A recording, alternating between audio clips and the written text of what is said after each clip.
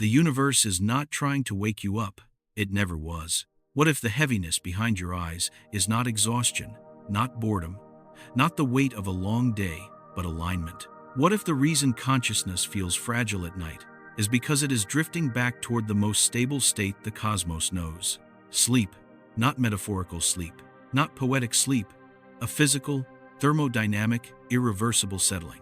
Right now, as you listen, the entire universe is wrapped in a temperature only a few degrees above absolute zero. 2.7 Kelvin, not cold enough to shatter, not warm enough to ignite, just warm enough to rest. And it has been holding that temperature for nearly 14 billion years. This is Whispers of the Universe, and before we drift any further, press like, share this with someone who listens in the dark, and subscribe. These small signals keep this quiet place alive, and tell the algorithm that silence still matters. Now, listen closely, because the universe may be doing something far stranger than expanding. It may be tucking everything in. Every night, without instruction, your body lowers its temperature. Your muscles release tension. Your thoughts lose their sharp edges. Your awareness narrows, not because something is wrong, but because something ancient is working exactly as intended. The universe behaves the same way. After its violent beginning, a moment so energetic it cannot be fully described, everything began to cool. Not suddenly, not dramatically, but patiently, relentlessly, as if the cosmos itself had exhaled and never inhaled again. That exhale is still happening. The cosmic microwave background, that faint afterglow left behind by the early universe, surrounds you right now. It passes through your walls, your skin, your bones. It is older than Earth, older than stars, older than atoms, arranged into meaning. It hums at 2.7 Kelvin, the temperature of almost nothing happening. And that matters more than we like to admit. Because in thermodynamics, the direction toward lower energy is not chaos, it is rest. Entropy is often described as disorder, but that is a misunderstanding born of human impatience. Entropy does not smash things randomly. It smooths them. It removes edges. It erases gradients. It equalizes. Entropy is what happens when a system stops trying. And the universe has been stopping for a very long time. Stars burn because they are out of balance. Life exists because it is inefficient. Consciousness emerges because energy briefly pools where it should not. You are not the natural state of the cosmos. You are a fluctuation, a temporary resistance. And resistance requires effort. Your brain, that 3-pound organ behind your eyes, consumes more energy than any other organ in your body. It burns fuel, not to move you, not to heal you, but to maintain awareness, a condition that does not want to last. Every thought is heat leaking into the cold. Every memory is structure, fighting, flattening. Every moment of attention is a small act of defiance against a universe that prefers stillness. So when you feel the pull toward sleep, it may not be weakness. It may be gravity, not of mass, but of equilibrium. The universe is not hostile to life. It is indifferent, and indifference, stretched across eternity, sounds like a lullaby. Consider this. Nothing in physics requires consciousness to exist. Particles interact without knowing. Stars fuse without awareness. Galaxies rotate without memory. Meaning is not written into the equations, which makes it expensive. Meaning costs energy. Identity costs energy. Awareness costs energy. And the universe is exquisitely conservative. It does not punish complexity. It simply waits. It waits as stars exhaust their fuel, as black holes evaporate over time scales longer than imagination, as temperature differences fade into uniform silence. And it waits as minds tire. Perhaps that is why the night feels different. Not because darkness is frightening, but because darkness is honest. In the dark, the visual cortex quiets. In the dark, the brain relinquishes control. In the dark, you stop simulating futures. You drift closer to the background state of reality, the same state the universe itself is approaching. We are taught to associate progress with motion, growth with complexity, value with permanence. But the cosmos whispers a different story. Everything that exists is on loan. Everything structured is temporary. Everything awake will eventually rest. This is not pessimism. It is physics. And physics does not argue. It unfolds. Somewhere far beyond the reach of telescopes, stars are burning their last hydrogen, unaware they are nearing quiet. Somewhere closer, particles collide less often than they once did. And everywhere, absolutely everywhere, temperature differences are shrinking. The universe is smoothing itself out, and you are part of that process. Your thoughts slow when you stop feeding them. Your identity softens when you stop defending it. Your sense of self loosens when energy drops. Sleep is not a shutdown. It is a return, which raises a disturbing, calming question. If the universe is drifting toward rest, and consciousness is the loudest thing it ever produced, then what happens when the lullaby finally works? Not today, not tomorrow, not for billions of years, but the direction is already set. And tonight, as your breathing deepens, as your body cools by fractions of a degree, as your awareness begins to blur, you are not falling behind. You are aligning. The universe does not rush. It does not demand. It does not wake you abruptly. It simply lowers the lights, slows the rhythm, and waits for everything to become quiet enough to sleep. And once you notice that rhythm, it becomes harder to tell where your tiredness ends and where the universe begins to speak. The universe does not rush to quiet things. It eases them there. If you listen closely, you can feel it in how nothing ever truly stops all at once. A spinning top does not collapse into stillness. A flame does not vanish in an instant. Even your thoughts do not simply turn off. They soften, they lose their edges. They stretch apart until the gaps between them grow wider than the thoughts themselves. This is how rest happens everywhere. Long before there were stars with names, long before there were planets capable of remembering warmth, the universe discovered a preference. Not a desire, not an intention, a tendency. When energy spreads out, it does not ask permission. This tendency has a name we often misunderstand: entropy. Most people are taught to fear it.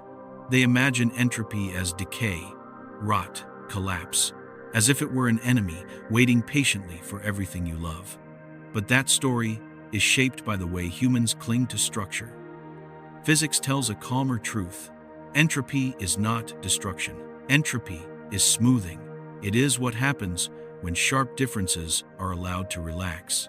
It is the removal of tension, not the creation of chaos. It is the universe choosing the path that requires the least effort. If you place a hot object in a cold room, heat flows outward until the temperature is the same everywhere. No signal is sent. No command is given. It simply happens, because difference costs energy and sameness does not. The universe learned this lesson early. After the first moments of overwhelming heat and density, everything began to drift apart. Space expanded, energy thinned, light stretched. What once screamed began to whisper. What once burned began to glow. What once glowed began to fade. This was not failure. It was relaxation. Entropy does not move forward like an arrow. It seeps, and it seeps into everything. Stars are not eternal furnaces. They burn because their interiors are hotter than their surroundings. As long as that difference exists, energy flows outward. Fusion continues. Light escapes. But once the difference diminishes, the burning slows. The star swells, cools, and eventually goes quiet. Planets cool the same way. Bodies cool the same way. Minds cool the same way. Your brain operates by maintaining differences. Electrical gradients across membranes. Chemical imbalances between regions. Constant motion to prevent equilibrium. Thinking is the sound of imbalance being held in place. And it is expensive. This is why sustained attention is tiring. This is why concentration burns calories. This is why silence feels heavier than noise. Silence is closer to equilibrium. When you grow tired, it is not because your mind is broken. It is because the gradients are weakening. The differences that made thoughts crisp are flattening. Signals arrive with less urgency. Patterns dissolve into background. You are not losing consciousness. You are surrendering to physics, the same physics that governs galaxies. On the largest scales imaginable, entropy is doing something astonishingly gentle. It is taking a universe that once crackled with extremes and coaxing it into sameness. Not abruptly, not violently, but with patience measured in billions of years. Temperature differences shrink. Energy becomes evenly spread. Motion slows. Eventually, if nothing intervenes, there will be no place left for energy to flow. And when energy cannot flow, nothing can happen. This future has a name: heat death. A phrase that sounds dramatic, almost cruel. But what it describes is not death as humans imagine it. It is closer to sleep without dreams. No explosions, no collapse, no final scream, just a universe that has finished exhaling. This is where the temperature you heard earlier matters again.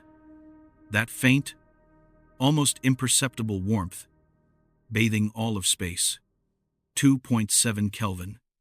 It is not the temperature of creation. It is the temperature of after. It is what remains when nearly everything interesting has already happened. And it is everywhere. The cosmic microwave background does not come from any one direction. It does not originate from any object you could point to. It is the background hum of existence itself, the residual warmth of a universe that has been cooling since before time had a name. You are immersed in it right now. Your thoughts pass through it. Your body moves through it. Your sleep unfolds inside it, which raises a strange possibility. If entropy is the universe smoothing itself out, and sleep is the mind smoothing itself out, then perhaps sleep is not an adaptation invented by life. Perhaps it is life remembering something older. Every night, your brain reenacts a cosmic process on a miniature scale. It reduces complexity. It prunes connections. It equalizes activity across regions that were once sharply differentiated. Dreams flicker as the last unevenness is resolved. Then, for a while, there is darkness, not absence. Rest, even the deepest sleep, is not nothing. It is balance. When you wake, it is because imbalance has returned. Light enters the eyes. Hormones shift. Temperature rises slightly. Gradients reappear. Consciousness ignites again, not because it wants to, but because conditions allow it. The universe does the same thing, but on timescales that dwarf imagination. For brief epochs, stars flare, galaxies collide, complexity blooms. For a while, the universe seems awake, busy, alive. But beneath all of it, entropy continues its quiet work. It does not care what form complexity takes. It does not distinguish between beauty and waste. It only recognizes difference, and difference never lasts. This is why the universe feels so patient. It does not need to hurry. No structure can outpace entropy forever. Not civilizations, not memories, not identities, not even the laws of physics as we understand them. Given enough time, all gradients flatten. The unsettling part is not that this will happen. It is that it is already happening. Right now, as you breathe, the universe is marginally more uniform than it was a moment ago. The change is too small to measure, too slow to feel. But it is relentless. Every second that passes makes the universe slightly quieter, which means every second makes consciousness slightly rarer. This does not make awareness meaningless. It makes it costly. And costly things are not meant to last indefinitely. When you feel sleepy, you are not failing to stay awake. You are responding to the oldest rule there is. Systems move toward equilibrium. Your body has learned this rule deeply. It lowers your temperature when it is time to rest. It slows your metabolism. It reduces sensory input. It dims the lights from the inside. It does not ask your permission. Neither does the universe. Perhaps this is why forcing wakefulness feels unnatural after a point. Why stimulants work only temporarily. Why vigilance frays. Why even the most disciplined mind eventually softens. Because you are trying to hold a gradient in a cosmos that prefers flatness. The universe does not oppose you. It simply outlasts you. And it is kind about it. It does not tear awareness away. It lets it fade. It gives billions of years for stars to burn out, millions of years for species to adapt, decades for minds to wander before they rest. It is not cruel. It is thorough. If the universe were hostile, it would have erased complexity instantly. If it were caring, it might preserve it forever. Instead, it does neither. It allows complexity just long enough to exist, then gently removes the conditions that support it. Like lowering the volume in a room where everyone is slowly falling asleep, entropy is not the end of meaning. It is the end of effort, and effort is what keeps you awake. As you lie still, as your thoughts drift further apart, as your awareness becomes less anchored to any one idea, you are not stepping away from reality. You are moving closer to its most stable form, a form that requires no maintenance, no memory, no observer. A form the universe has been approaching since its first moment, which makes the next question unavoidable. If entropy is the direction of everything, and sleep is how the mind obeys that direction, then what, exactly, is consciousness resisting when it insists on staying awake? And how long can that resistance last before the background warmth grows just a little more persuasive and the universe's lullaby becomes impossible to ignore? The resistance does not end all at once. It thins. Long before consciousness disappears, it becomes porous. Thoughts arrive more slowly. Memories lose their sharp borders. Identity softens, not because it is threatened, but because it is no longer being held tightly in place. This thinning happens everywhere. In physics, when a structure weakens, it does not shatter immediately. It enters a phase where it still exists, but cannot fully sustain itself. The shape remains, yet the forces that once defined it grow faint. This is how metals fatigue. This is how ecosystems unravel. This is how stars begin to fail long before they go dark. And this is how awareness behaves when it has been awake for too long. Consciousness feels solid because it is constantly reinforced. Signals loop back on themselves. Narratives are replayed.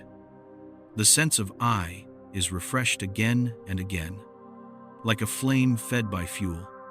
But the moment energy input slows, the loops weaken, the flame flickers, the sense of self stretches thin. You have felt this. That moment when your name feels distant, when your thoughts echo instead of respond, when effort feels heavier than surrender. This is not collapse, it is dissipation. The universe does not erase structures directly. It removes the conditions that allow them to persist. It lowers pressure. It reduces contrast. It waits. This is why complex things always feel temporary, even when they endure for centuries. Buildings crumble, not because time attacks them, but because maintaining structure requires work. When work stops, entropy finishes the task quietly. The same is true for civilizations, for languages, for belief systems, for minds. Consciousness requires a constant separation between signal and noise. But as energy spreads evenly, noise becomes indistinguishable from signal. Awareness blurs, distinction fades, and in that blur, something unexpected happens. Rest, not the rest of muscles, not the rest of sleep alone, but the rest of no longer needing to be someone. The universe does not ask identities to disappear. It simply stops supplying the gradients that make identity possible. It lets awareness dissolve into background, the same way heat dissolves into cold when no boundary remains. This is not violent. It is quiet, which is why it is so difficult to notice while it is happening. We are trained to look for endings that announce themselves: explosions, failures, sudden losses. But the most permanent changes arrive without ceremony. They arrive as gradual ease. The universe has always favored this method. Even black holes, the most extreme objects we know, do not escape it.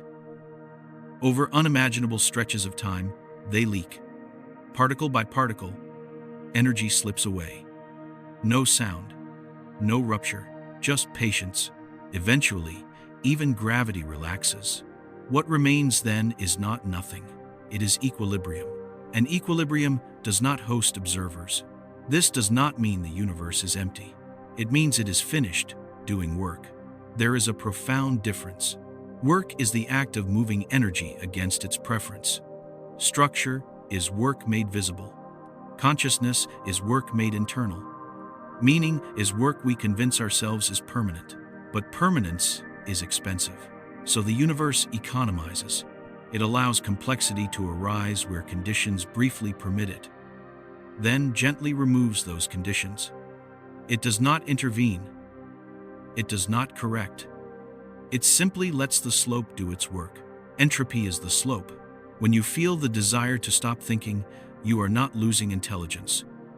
You are encountering the incline directly.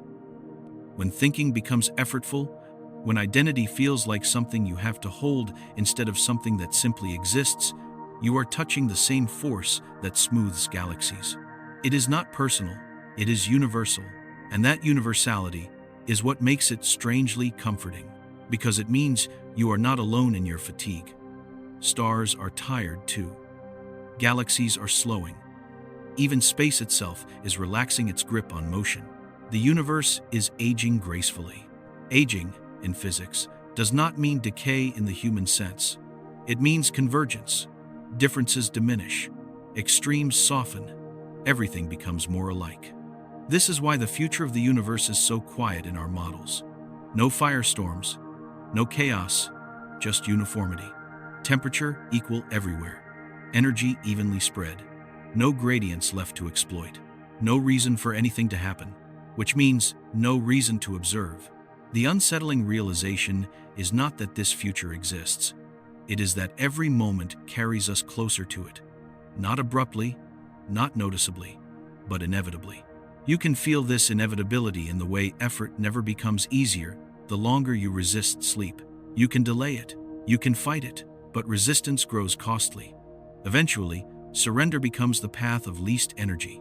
That phrase matters. The path of least energy governs everything. Light follows it, particles follow it, fluids follow it, and minds follow it too. Sleep is not chosen, it is permitted. The universe permits rest because rest requires nothing. In that sense, consciousness is an anomaly that only exists because the universe has not yet finished its work. We are living in the afterglow of imbalance, a long twilight where things still differ enough to notice each other. But twilight always fades, not into darkness, exactly, into sameness.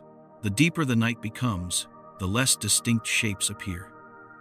Edges blur, colors flatten, objects merge with their surroundings. Eventually, there is no foreground and no background, only continuity. This is not emptiness, it is completion, and completion does not announce itself. Perhaps that is why humans invent stories about endings. We crave punctuation. We want a final moment that tells us something has concluded. But the universe does not use punctuation.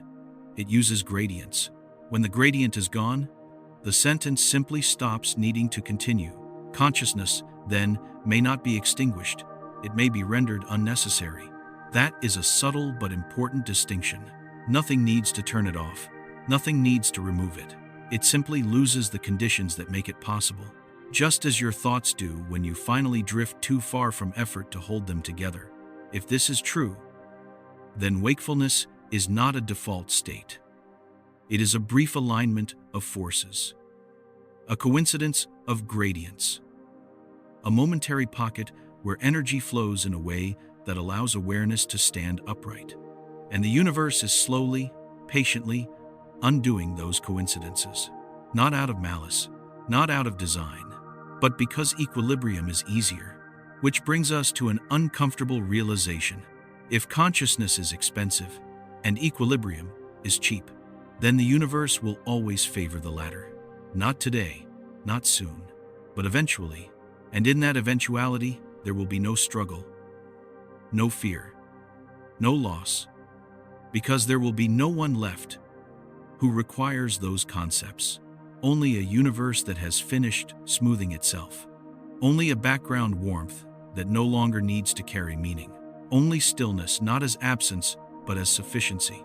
And as you feel your own thoughts thin, as effort loosens its grip, as awareness becomes less centered and more diffuse, you are not rehearsing death. You are rehearsing alignment. The same alignment the universe has been moving toward since its first moment. Which raises another quiet question, one that lingers without demanding an answer. If consciousness fades not because it is destroyed, but because it is no longer required, then what exactly are we holding on to when we insist on staying awake? And what might happen if we let go just a little longer, long enough to feel how gentle the slope truly is, as the universe continues, patiently, to ease everything toward rest? Complexity never announces when it begins to fail. It simply becomes harder to sustain. There is a moment long before collapse when a system still looks intact, still functions, still carries its familiar shape, yet quietly consumes more energy than it can afford. From the outside, nothing appears wrong. This is the stage the universe is entering, not a dramatic ending, not a sudden silence, but a subtle shift where complexity survives only by borrowing time. Everything intricate depends on imbalance. Every pattern you recognize exists because something somewhere is uneven. Heat flows, charge separates, motion persists. As long as these differences remain sharp, structure holds, but sharpness dulls. In stars, this dulling appears as fuel depletion. Fusion slows not because gravity fails, but because the gradient that once made fusion effortless has thinned. The core still burns, but with less urgency. The light still escapes, but weaker. The star must grow larger, less dense, more fragile, just to continue. Eventually, even that is not enough. In living systems, the same pattern repeats. Cells repair damage continuously.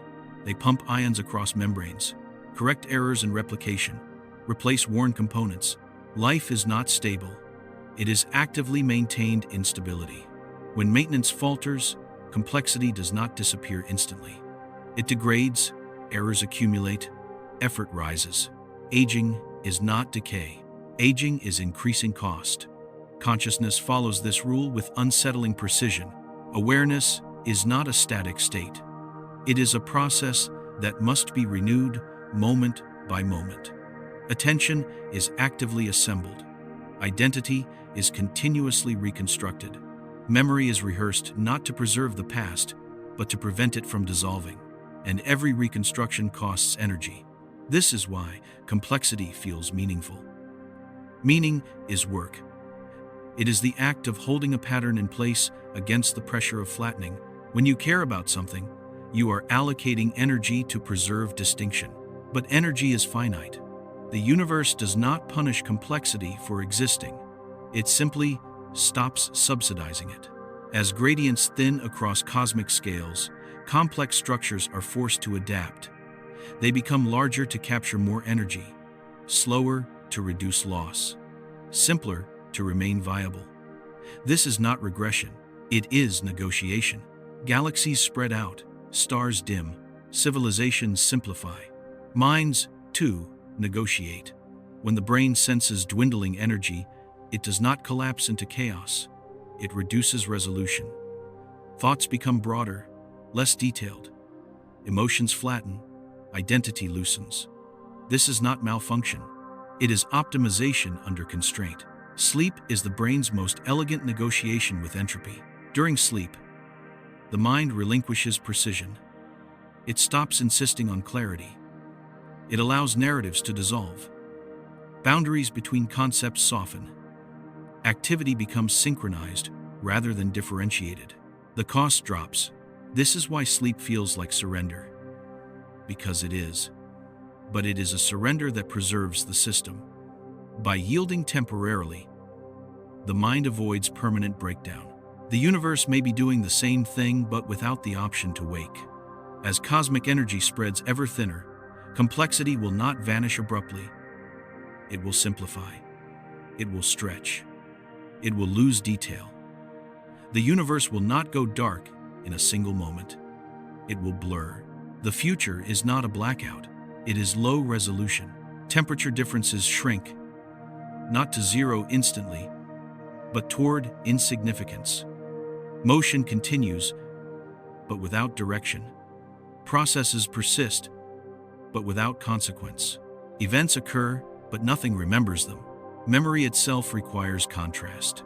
To remember is to store information in a form that resists diffusion, but diffusion is relentless. Over time, stored information leaks. Signals fade. Records decay. Even the most stable configurations cannot hold indefinitely. This is why the far future of the universe is not empty in the dramatic sense. It is empty of distinction. Everything will still be there: particles, fields, space itself, but nothing will stand out enough to matter. No foreground, no background, no observer. From a thermodynamic perspective, this is perfection. No energy gradients, no wasted effort, no work being done. From a human perspective, it feels unbearable. Because we are creatures of difference, we recognize ourselves by contrast. We know who we are because we are not something else. Identity depends on edges, but edges are expensive. The universe has always treated edges as temporary.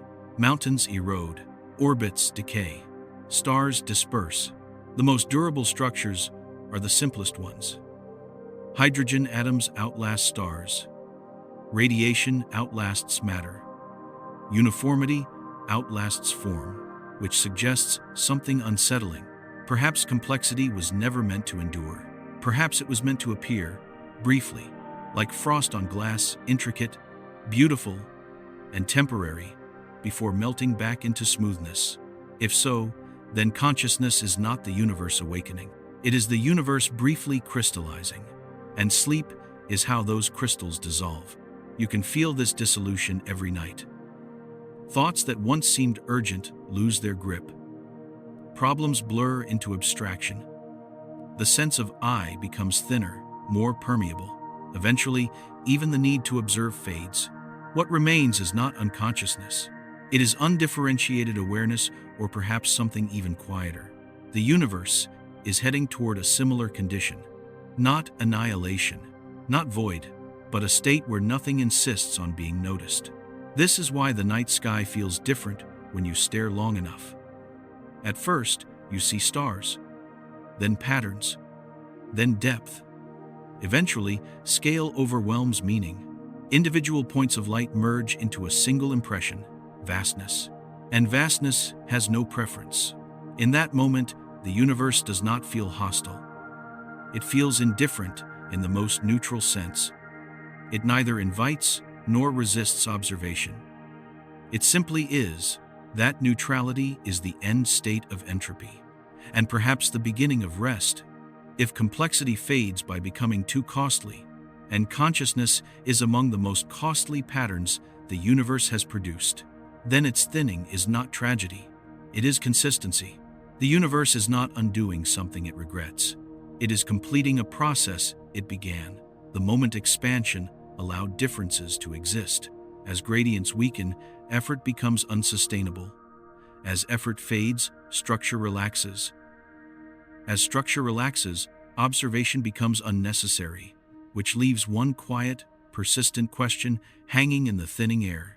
If awareness exists only where effort is possible, and effort is slowly disappearing from the universe, then what does it mean that you can feel this process inside yourself every time you begin to drift? And if the mind is learning, night after night, how to let complexity go, what happens when the universe finishes learning the same lesson? The lesson is not taught through instruction. It is taught through repetition, night after night. The mind practices, releasing what it spent the day holding together. Not because it is wise, not because it understands the reason, but because holding forever is impossible. Every system that lasts learns this. In physics, repetition without intention creates habit.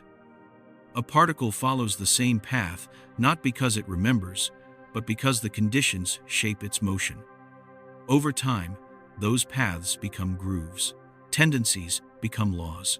The universe learned how to rest the same way. After expansion stretched energy thin enough, after temperatures dropped far enough, after matter settled into forms that could persist for a while, a pattern emerged. Wherever complexity appeared, it required maintenance. Wherever maintenance failed, complexity softened. This was not an accident. It was a rule revealing itself. Life, on its own, discovered sleep. No teacher instructed it. No blueprint demanded it. Sleep appeared because wakefulness could not be sustained indefinitely. Organisms that failed to disengage burned out. Those that learned to power down survived. Sleep was not added to life. It fell out of it. The universe may be doing something similar, on a scale too large to recognize emotionally. It is not deciding to rest. It is discovering that constant activity is unsustainable. Even expansion itself may not be eternal in the way we imagine. Space continues to stretch, but the energy available to do meaningful work within it dwindles. Distances grow faster than interactions. Connection weakens. Isolation increases. This is not loneliness. It is dilution. When matter thins, collisions become rare. When collisions become rare, events lose consequence. When events lose consequence, nothing accumulates. Nothing builds. Nothing remembers. Memory, at every scale, is accumulation against diffusion. In your mind, memory requires reinforced connections. Neurons that fire together wire together, but only if they fire often enough. Without repetition, the wiring loosens.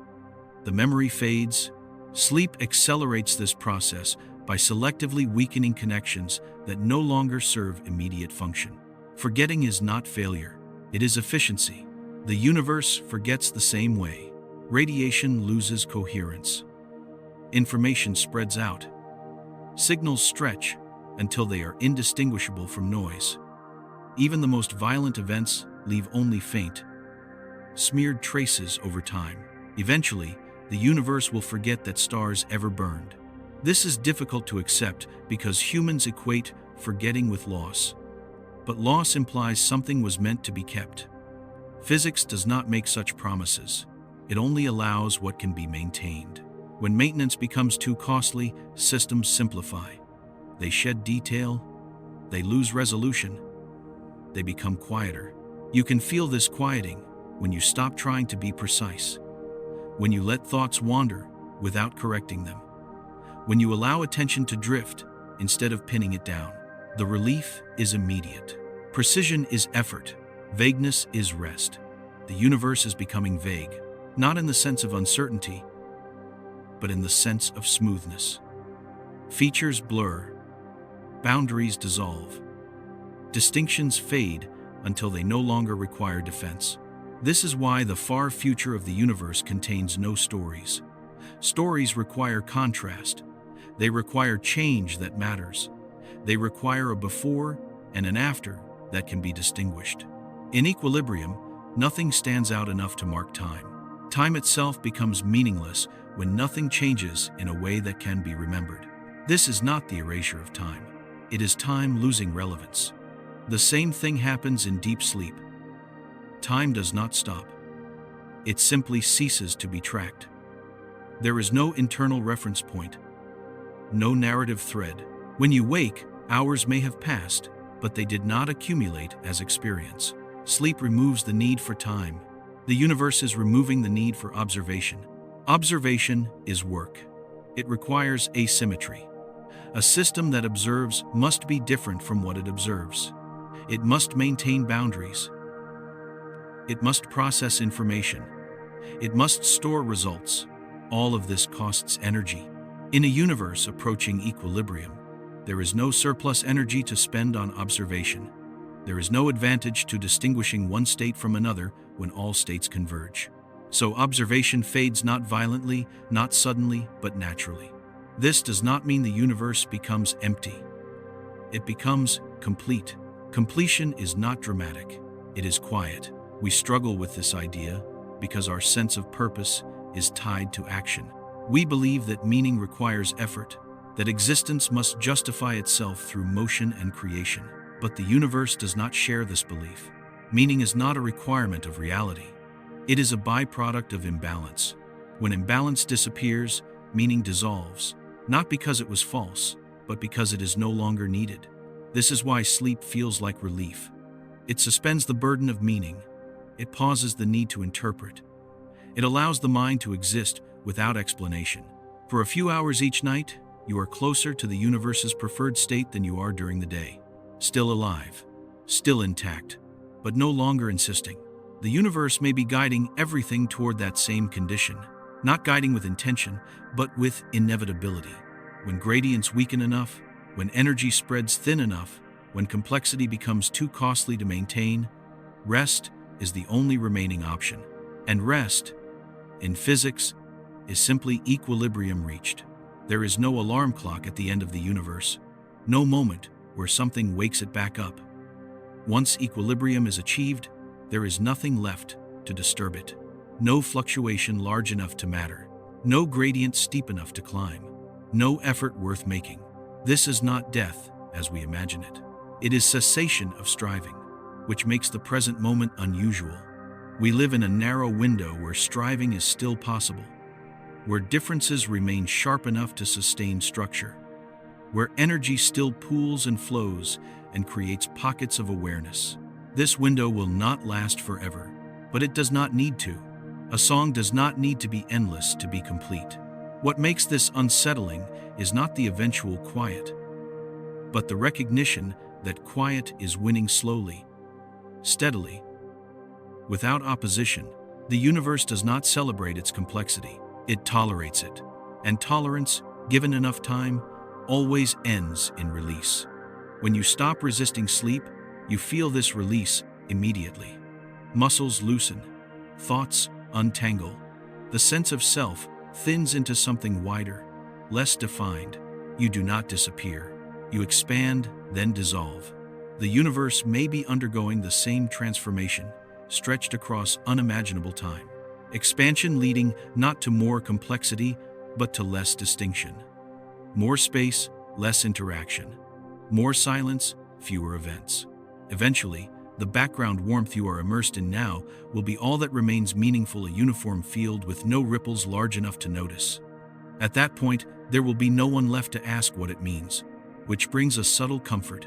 If the universe does not require meaning to exist, and consciousness is not the goal but the phase, then you are not obligated to stay awake forever. Awareness is not a duty. It is a moment. And moments are allowed to pass.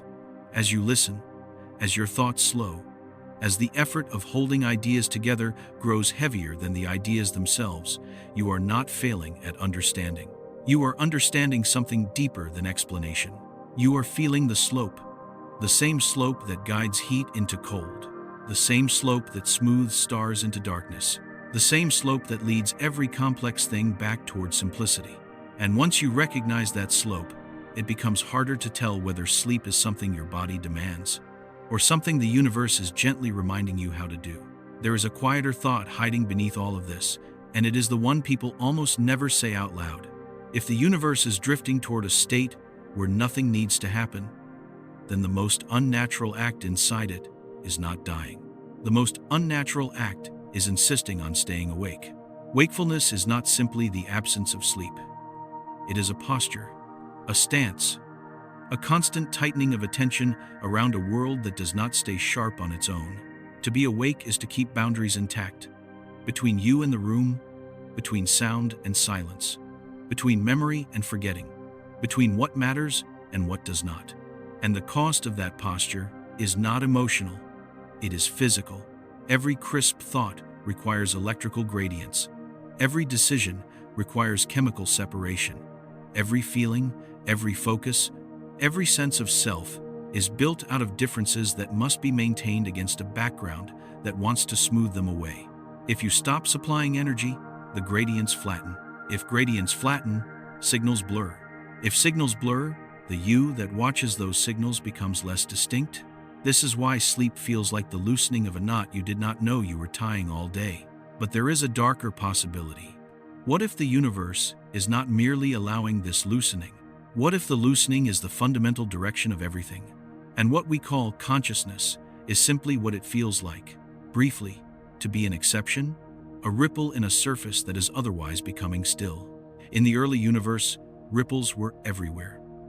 The cosmos was hot enough, dense enough, and close enough that interactions were unavoidable. Energy slammed into energy. Particles collided constantly. Everything was noisy with consequence. In such a world, difference was easy to sustain because difference was everywhere. But as expansion continued, space grew. Interactions became less frequent. Energy thinned, the universe cooled. And with cooling came a subtle change in what was possible. Complexity could arise, yes. Stars could form. Chemistry could blossom. Life could ignite in pockets of warmth. But every pocket existed only because it was sheltered from the universal trend. Each oasis of complexity was a local rebellion against a global drift. A star is a rebellion against cold. A planet with liquid water is a rebellion against emptiness. A mind is a rebellion against equilibrium. And rebellions have a cost. The cost is not paid once. It is paid continuously. A star pays it by fusing matter, by radiating energy outward, by spending its fuel to maintain its structure. A planet pays it by retaining heat, by cycling chemistry, by sustaining gradients between surface and sky. A mind pays it by burning glucose and oxygen to keep itself organized enough to observe. You can feel the payment in your own body. Not as numbers, not as equations, but as fatigue. Fatigue is the sensation of a system realizing the cost has risen. And when cost rises, the system begins to compromise. First, it narrows. You stop caring about distant things. You lose patience for complexity. You prefer simple comforts. You seek dim light and quiet rooms. You stop wanting to solve the whole world. You only want to stop holding it. Then, it slows. Reaction times stretch.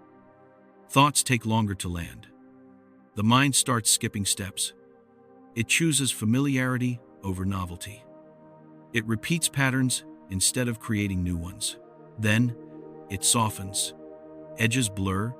Worries become less specific. Identity becomes less defended. The eye becomes less sharp, as if the mind is no longer willing to spend energy drawing a line around itself. This sequence is not personal weakness. It is thermodynamics showing up as sensation. And if thermodynamics can become sensation inside a human body, then perhaps the universe itself can be understood the same way, not as a machine, not as a story, but as a gradual lowering of intensity. A cosmic fatigue. There is a reason the background temperature of the universe matters so much. 2.7 Kelvin is not just a measurement. It is a reminder that the universe already lives close to its resting state. The fact that anything warm exists at all is the exception. Stars are islands of heat in a sea that is already almost perfectly cold. Life is an island of structured chemistry in a sea that is already almost perfectly indifferent. Consciousness is an island of meaning in a sea that has no requirement for meaning. And islands do not expand forever. They erode, not because the ocean hates them, because the ocean never stops being the ocean. Entropy is the ocean. It does not attack. It surrounds. It waits. It offers the same pressure at every point until edges give in. That is what makes it feel like a lullaby rather than a threat. A threat has intention. A lullaby has rhythm. Entropy has rhythm. Energy spreads. Differences shrink. Gradients flatten. Complexity becomes harder to maintain. Systems respond by simplifying, slowing, and eventually resting. It happens in stars. It happens in cells. It happens in minds. And because it happens in minds, we are tempted to interpret it as something emotional. We call it sadness, heaviness, boredom, depression, burnout. Sometimes it is those things. But beneath all the labels, there is also a simpler component. A system is running low on the ability to oppose equilibrium. The universe is doing the same thing, except its timescale is so vast that it feels like philosophy rather than physics. And yet, the physics is clear. The universe is expanding. This means matter and energy become more dilute. As dilution increases, the chances of meaningful interaction drop. Stars will eventually stop forming, because the gas needed to form them becomes too spread out. Existing stars will burn out because their fuel is finite. The brightest era of the universe is not ahead of us, it is behind us. We are living after the peak of cosmic fire. That alone is strange. Most people imagine we are in the middle of something, that the universe is still building toward its grand climax. But the cosmic timeline does not center us. We are not the midpoint. We are not the goal. We may be living in a late chapter of a story that does not care about chapters. The universe's most luminous era may already be over. And if that is true, then consciousness is blooming in the twilight. A flower opening as the light fades, which makes consciousness feel simultaneously miraculous and doomed. Miraculous because it exists at all. Doomed because the conditions that allow it are not stable. But doomed is a human word, heavy with panic. The universe does not do panic, it does drift. So, let's replace the word. Consciousness is not doomed. Consciousness is temporary. Temporary like warmth in an open room. Temporary like a ripple on water.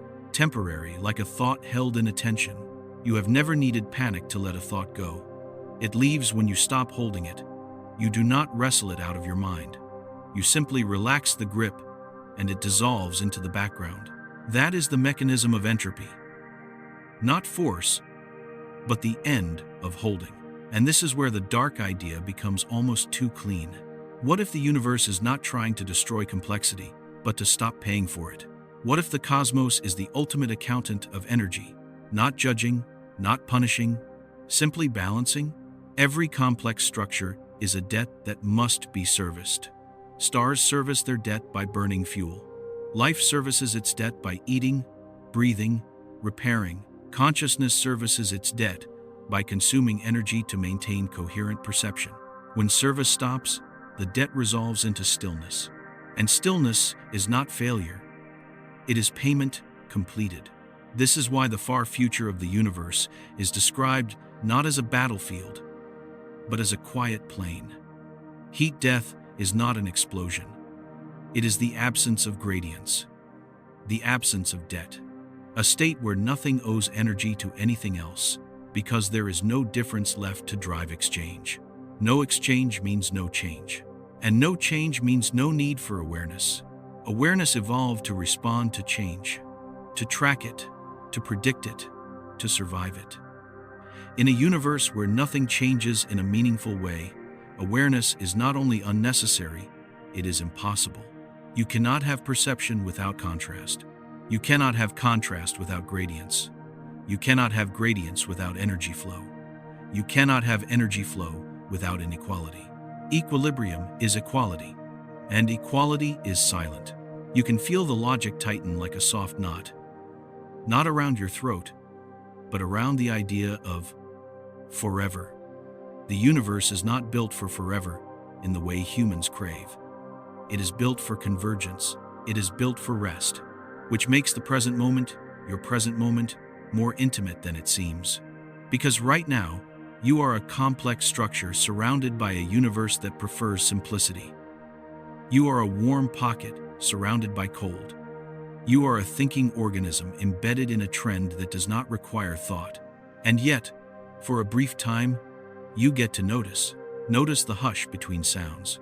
Notice the way fatigue feels like gravity. Notice the way night seems to pull at the edges of your identity. Sometimes, people fear that pull.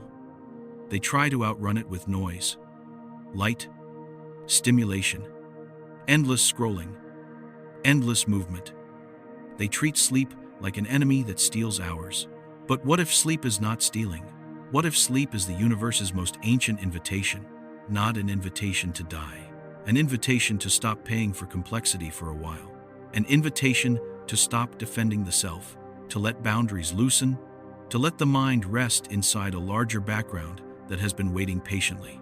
And if the universe itself is moving toward a final rest, then sleep is not just a biological function. It is a rehearsal for the direction of reality. Night after night, you practice becoming less defined. Night after night, you practice letting the story thin. Night after night, you practice surrendering precision. And each morning, you reassemble yourself again for as long as gradients still exist to support that reassembly. But what happens when the gradients thin too far? Not in your lifetime, not in the lifetime of your species, but in the lifetime of the cosmos. What happens when stars fade until there is not enough warmth to sustain the complexity needed for minds? What happens when energy becomes so evenly spread that no pocket can gather enough to ignite a new sun? What happens when the universe's background becomes not just cold, but featureless? If that future is the sleep of the cosmos, then the universe is already in the act of falling asleep, so slowly that it still dreams in galaxies. And we, you, listening now, might be one of those dreams, which makes the next question feel both terrifying and gentle. If consciousness is a dream the universe can only afford for a little while, then why does it feel, inside you, like it wants to keep dreaming? And is that desire your own? Or is it simply the last bright flicker of a gradient that has not yet learned how to let go? The desire to keep dreaming does not come from confidence. It comes from momentum. Once a system is in motion, it resists stopping, not because stopping is wrong, but because stopping requires conditions to change. Consciousness continues, not because it has decided to, but because the gradients that support it are still barely intact. Momentum feels like purpose when you are inside it. The universe has momentum too. Expansion did not stop after the first moments. It continued. Space stretched. Distances grew. Galaxies drifted apart. This expansion is not a choice. It is inertia written into space-time itself. And like all inertia, it carries consequences long after the initial push is gone. One of those consequences is isolation. As space expands, regions of the universe fall out of contact. Light that leaves one galaxy may never reach another. Not because it is blocked, but because the distance grows faster than the light can cross it. Information, once shared freely in a dense cosmos, becomes trapped in shrinking islands. Isolation is not silence yet, but it is the beginning of quiet. In the early universe, everything touched everything else. Energy flowed easily. Differences were constantly erased and recreated. Complexity was almost unavoidable because interactions were everywhere. Now, interactions are becoming rare. Galaxies cluster, but clusters drift apart. Stars still shine, but fewer are born. The universe is not only cooling, it is thinning, and thinning changes what is possible. When interactions become rare, systems must rely on internal resources. They burn what they have, they recycle, they slow, they simplify. This is true for galaxies. It is true for ecosystems. It is true for minds. A mind surrounded by novelty stays sharp. A mind isolated from stimulation turns inward. At first, it compensates by replaying memories, imagining futures, narrating itself. But replay is not creation, it is reuse. And reuse cannot sustain complexity forever. Eventually, even imagination tires. The universe may be approaching a similar stage. As stars become fewer and farther between, as energy sources become sparse, the cosmos will increasingly rely on what is already there. But radiation thins as it spreads. Matter decays. Black holes evaporate. The internal reserves run down. At that point, nothing dramatic happens. Things simply stop being renewed. Without renewal, complexity does not collapse immediately.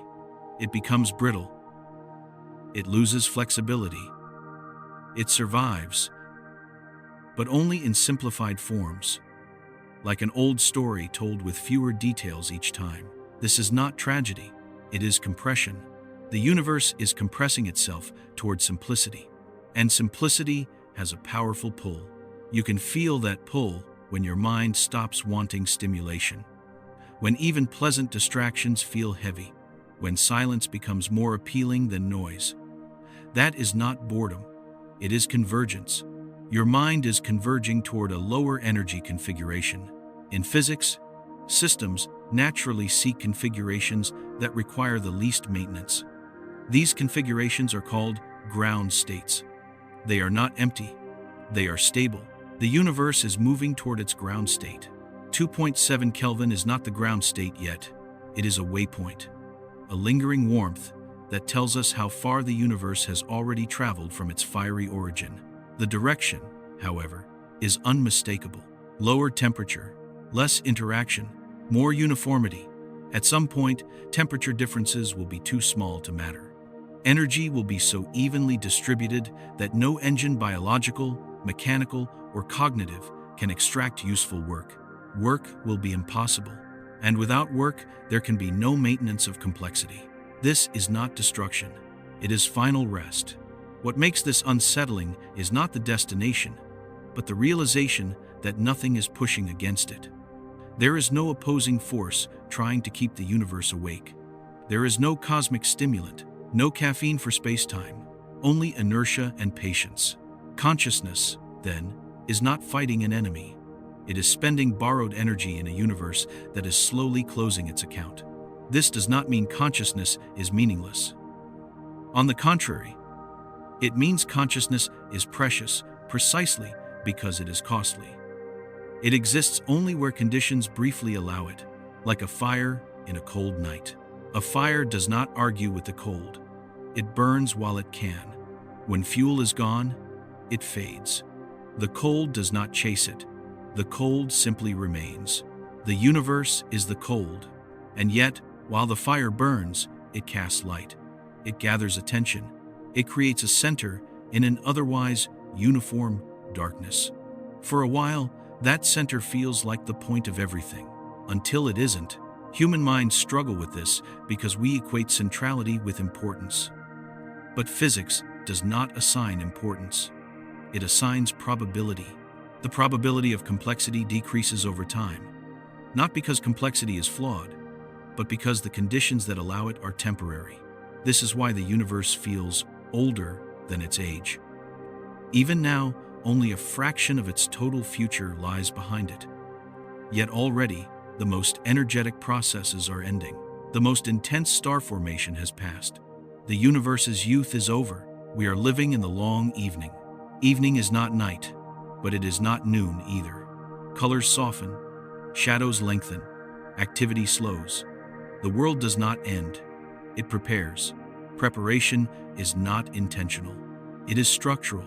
The universe is structurally preparing for rest, which reframes a question people often ask. Why does the universe feel so empty? It feels empty because emptiness is increasing, not as a void, but as a lack of interaction. Vast regions where nothing meaningful happens because nothing can, where particles drift without meeting, where radiation passes without being absorbed. In such a universe, observation becomes rare, and where observation is rare, consciousness becomes fragile. Perhaps that fragility is what you feel as a kind of existential tiredness, a sense that staying alert requires effort beyond what seems reasonable, a feeling that being awake is swimming against a slow current. You are not imagining that current. It is real. It is written into the expansion of space, the cooling of radiation, the flattening of energy gradients. It is the same current that carries galaxies apart and carries minds toward sleep. The universe is not cruel for allowing this. It is consistent. Consistency is the deepest form of fairness physics knows. Everything, without exception, is subject to the same slope. No structure is exempt. No complexity is granted permanence, which means consciousness is not singled out for erasure. It is simply not protected.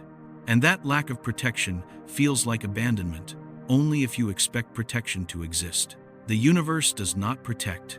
It permits. It permits stars to burn. It permits minds to think. It permits warmth to exist in pockets. And when the permission expires, it does not revoke it violently. It lets it lapse, like a quiet agreement that no longer needs to be renewed. If the universe were conscious, this would feel like mercy. But the universe does not need consciousness to do what it does. It only needs time, and time is abundant, which leaves us with a softer, more intimate realization. When you feel tired, when wakefulness feels like an obligation rather than a gift, you are not betraying some cosmic duty. You are aligning with a process older than stars. You are responding to the same physics that shapes galaxies. Sleep is not escape. It is resonance. The universe is expanding into silence. Your mind is drifting into rest. Two motions, vastly different in scale, moving in the same direction. And as that direction becomes clearer, another question begins to form, not sharp, not demanding, but quietly persistent. If the universe is losing its ability to support interaction, and consciousness depends entirely on interaction, then what happens to awareness when there is nothing left for it to interact with? Does it vanish? Or does it finally become indistinguishable from the silence it was always embedded in? And if that silence is the universe's final state, what does it mean that you can already touch it? Every night, simply by closing your eyes. There is something unsettling about how easily silence accepts everything. Noise demands space. It competes. It pushes outward, insisting on attention. Silence does not. Silence absorbs without resistance. It does not argue with sound. It waits until sound has nowhere left to stand. The universe is built like silence. At first glance, this seems false. After all, the cosmos began in violence. Heat, pressure, expansion so intense it defies metaphor. For a brief time, everything screamed into existence at once. But that moment did not define the universe. It released it. Since then, the dominant feature of reality has not been energy, but its dissipation. Not creation, but cooling. Not collision, but separation. What feels loud to us, supernovae, gamma-ray bursts. Quasars are rare interruptions in an otherwise patient quiet. They are sparks in a vast dark room that is already settling. And as time stretches, those sparks become fewer. The universe is not becoming empty in the sense of being hollow. It is becoming empty of interruption. Empty of events that matter enough to echo. Light itself reveals this trend. Photons do not lose speed as they travel, but they do lose energy. As space expands, wavelengths stretch. Blue light becomes red. Red light becomes microwave. Microwave becomes something so long and faint it barely qualifies as light at all. This is not light dying. It is light relaxing. Every photon that crosses the universe arrives more tired than when it left. Information travels the same way. Signals weaken not because they are damaged, but because they are diluted. Spread thin across expanding space, meaning fades into background. Eventually, nothing is loud enough to be heard. This is why the night sky feels so different when you stare at it long enough. At first, stars catch your eye, points of brightness, distinct locations. But as you keep looking, the stars stop feeling like objects and start feeling like holes punched through darkness. Then, even that sensation dissolves. What remains is not a picture, but a feeling vast, indifferent, unresponsive. Silence. That silence is not the absence of content. It is the presence of equilibrium. In equilibrium, nothing pushes, nothing pulls, nothing asks for attention. Consciousness, however, is built entirely out of asking. Your mind is constantly querying the world. What is this? Where am I? What comes next? What matters? Every moment of awareness is an interrogation of reality, and interrogation requires response. When responses weaken, awareness struggles. You can feel this when you sit in a room that offers no stimulation, no movement, no sound, no change. At first, the mind grows restless. It searches, it invents, it replays memories, it fabricates problems. But given enough time, even fabrication becomes tiring. Without response, questioning loses meaning. The universe is slowly becoming such a room. As stars burn out and galaxies drift beyond causal contact, the cosmos offers fewer and fewer responses to inquiry. Events still occur, but they do not connect. They do not accumulate. They do not matter beyond their immediate location. Meaning requires continuity. Continuity requires interaction. When interaction fades, meaning thins. This is not because the universe rejects meaning. It simply stops supplying the conditions under which meaning can arise. which is why silence feels like an ending to us. Not because it destroys anything, but because it withdraws participation. And consciousness cannot exist without participation. You are aware because the world pushes back. Light hits your eyes, air presses against your skin, sound vibrates your bones. Signals arrive faster than you can ignore them. Remove enough of those signals, and awareness loses traction. The universe is removing signals, not aggressively, not intentionally, but thoroughly. Even gravity, the most persistent of forces, weakens as space expands. Objects feel each other less. Over cosmic time, even bound systems become rare islands in a sea that does not care about binding. Everything drifts toward isolation. Isolation is the precondition for silence, and silence is the precondition for rest. This makes the fate of consciousness clearer in a way that is both comforting and disturbing. Consciousness does not end because something kills it. It ends because there is nothing left to respond to. Awareness fades when the world stops asking anything of it.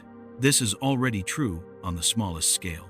When you lie still in the dark, eyes closed, body quiet, mind empty of urgent signals, awareness begins to fold in on itself, not sharply, gently, like a curtain settling after the wind stops. There is no moment when consciousness is turned off. There is a gradual loss of reasons to stay on. The universe is doing the same thing to itself. As it expands, it reduces the number of reasons anything has to react. Fewer collisions, fewer exchanges, fewer surprises. Eventually, nothing surprises anything else. At that point, the universe is not dead. It is unresponsive. And unresponsiveness is indistinguishable from sleep. This reframes a subtle fear people carry, the fear of nothingness. We imagine the end of the universe as a blank void, a negation. But physics suggests something else. Not nothing, but neutrality. Not absence, but sufficiency. A universe so evenly balanced that no event can disturb it. From the inside, that would feel like silence so complete it does not register as silence at all. And that may be the key. Silence only exists in contrast to sound. Darkness only exists in contrast to light. Sleep only exists in contrast to wakefulness. In the final state of the universe, there may be no contrast left to define these things. No background against which anything can stand out. Which means the universe's sleep may not feel like sleep to anyone, because there will be no one left to feel it. The universe does not drift toward an experience. It drifts toward a condition where experience is no longer possible. And yet, here you are, capable of noticing this drift, capable of feeling echoes of it in your own fatigue, capable of sensing how silence pulls not as a threat, but as an invitation. That capacity is temporary, but temporary does not mean trivial. A ripple does not need to last forever to matter while it exists. A dream does not need to continue indefinitely to be complete, which suggests a gentler way to think about consciousness, not as a battle against silence, not as a protest against rest, but as a brief conversation the universe allows itself before it finishes speaking. You are not meant to outlast the silence. You are meant to touch it, briefly, while differences still exist. And each night, when you close your eyes and let the questions fall away, you practice what the universe is learning on a scale beyond comprehension. How to stop responding, how to stop asking, how to be still without effort. The silence does not rush you. It does not demand surrender. It waits. Which brings us to another quiet thought, one that has been circling without landing. If the universe's final state is not destruction but unresponsiveness, and consciousness depends entirely on response, then what you call falling asleep might not be losing awareness at all. It might be awareness stepping closer to the condition the universe itself is approaching. And if that is true, then what you feel as drowsiness is not weakness. It is recognition. Recognition does not arrive as clarity. It arrives as easing. When a system recognizes the direction it is already moving in, resistance fades. Not because resistance was wrong, but because it is no longer useful. The effort spent pushing against the slope becomes heavier than the slope itself. This is what drowsiness really feels like. Not confusion, not collapse, but the quiet realization that holding yourself together requires more work than letting go. The universe has reached this realization many times before, in many forms. Stars recognize it when their fuel thins. They do not explode in protest. They expand, cool, and shed their outer layers. They release what they can no longer afford to hold. The most massive stars resist longer, burn brighter, rage harder, and then fall silent just the same. Resistance only changes the drama, not the ending. Galaxies recognize it when their internal motions slow, spiral arms loosen, collisions become rarer. The frantic youth of star formation gives way to long epochs of dim persistence. Galaxies do not vanish. They age. The universe does not erase. It retires. Retirement is not death. It is the cessation of obligation. An old machine that no longer needs to perform does not break. It rests. It exists without purpose, without urgency, without expectation. It occupies space without demanding anything from it. The universe is moving toward that state. And consciousness, perhaps, is simply the last part of the cosmos that still believes it must perform. Awareness carries a subtle assumption that something needs to be noticed, that events require witnesses, that experiences need to be registered to be real. But physics does not support this assumption. Events occur whether or not they are observed. Energy flows whether or not it is measured.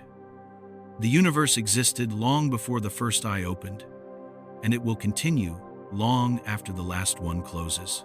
Observation adds nothing to the equations. It only adds experience. And experience, while profound, is optional. This is not a dismissal of consciousness. It is a reframing. Consciousness is not the purpose of the universe. It is a phase the universe passes through while conditions allow it. A phase like liquidity in cooling matter. A phase like combustion in a fuel-rich environment. A phase like turbulence in a fast-moving fluid. When the conditions change, the phase ends. No tragedy, no error, just transition. This idea unsettles us because we confuse phase with identity. We believe that because something feels central now, it must remain central forever. But the universe has no center that lasts. Even space itself is not fixed. Even time may not be permanent in the way we imagine. So why would awareness be? The night is when this truth becomes hardest to ignore. During the day, stimulation keeps awareness inflated. Light, sound, movement, social signals, they all reinforce the gradients that sustain the sense of self. The world keeps pushing back, giving the mind reasons to stay sharp. At night, those reasons thin. Darkness removes visual contrast. Silence removes auditory urgency. Stillness removes kinetic feedback. The world stops asking questions, and without questions, awareness begins to soften. This softening is not a failure of attention. It is the system recalibrating to a lower demand environment. The mind reduces resolution because high resolution is no longer necessary, just as the universe reduces resolution as interactions thin. High energy physics gives way to low energy physics. Frequent collisions give way to rare encounters. Complex structures give way to simpler ones. This is not regression, it is optimization. The universe optimizes for the least work required to continue existing. And existence, stripped of all expectations, does not require awareness. This is why the idea of a waking universe is misleading. The universe does not wake up or fall asleep in the way organisms do. But it does move from states of high activity to states of low activity. From conditions that support complexity to conditions that do not. Sleep is simply how living systems mirror that transition on a smaller scale. Every night, you temporarily enter a phase where the cost of maintaining a detailed self outweighs the benefit. So, the self loosens. Identity becomes porous. Experience becomes diffuse. You do not vanish, you dephase. And in that dephasing, something subtle happens. The fear associated with losing awareness fades before awareness itself does.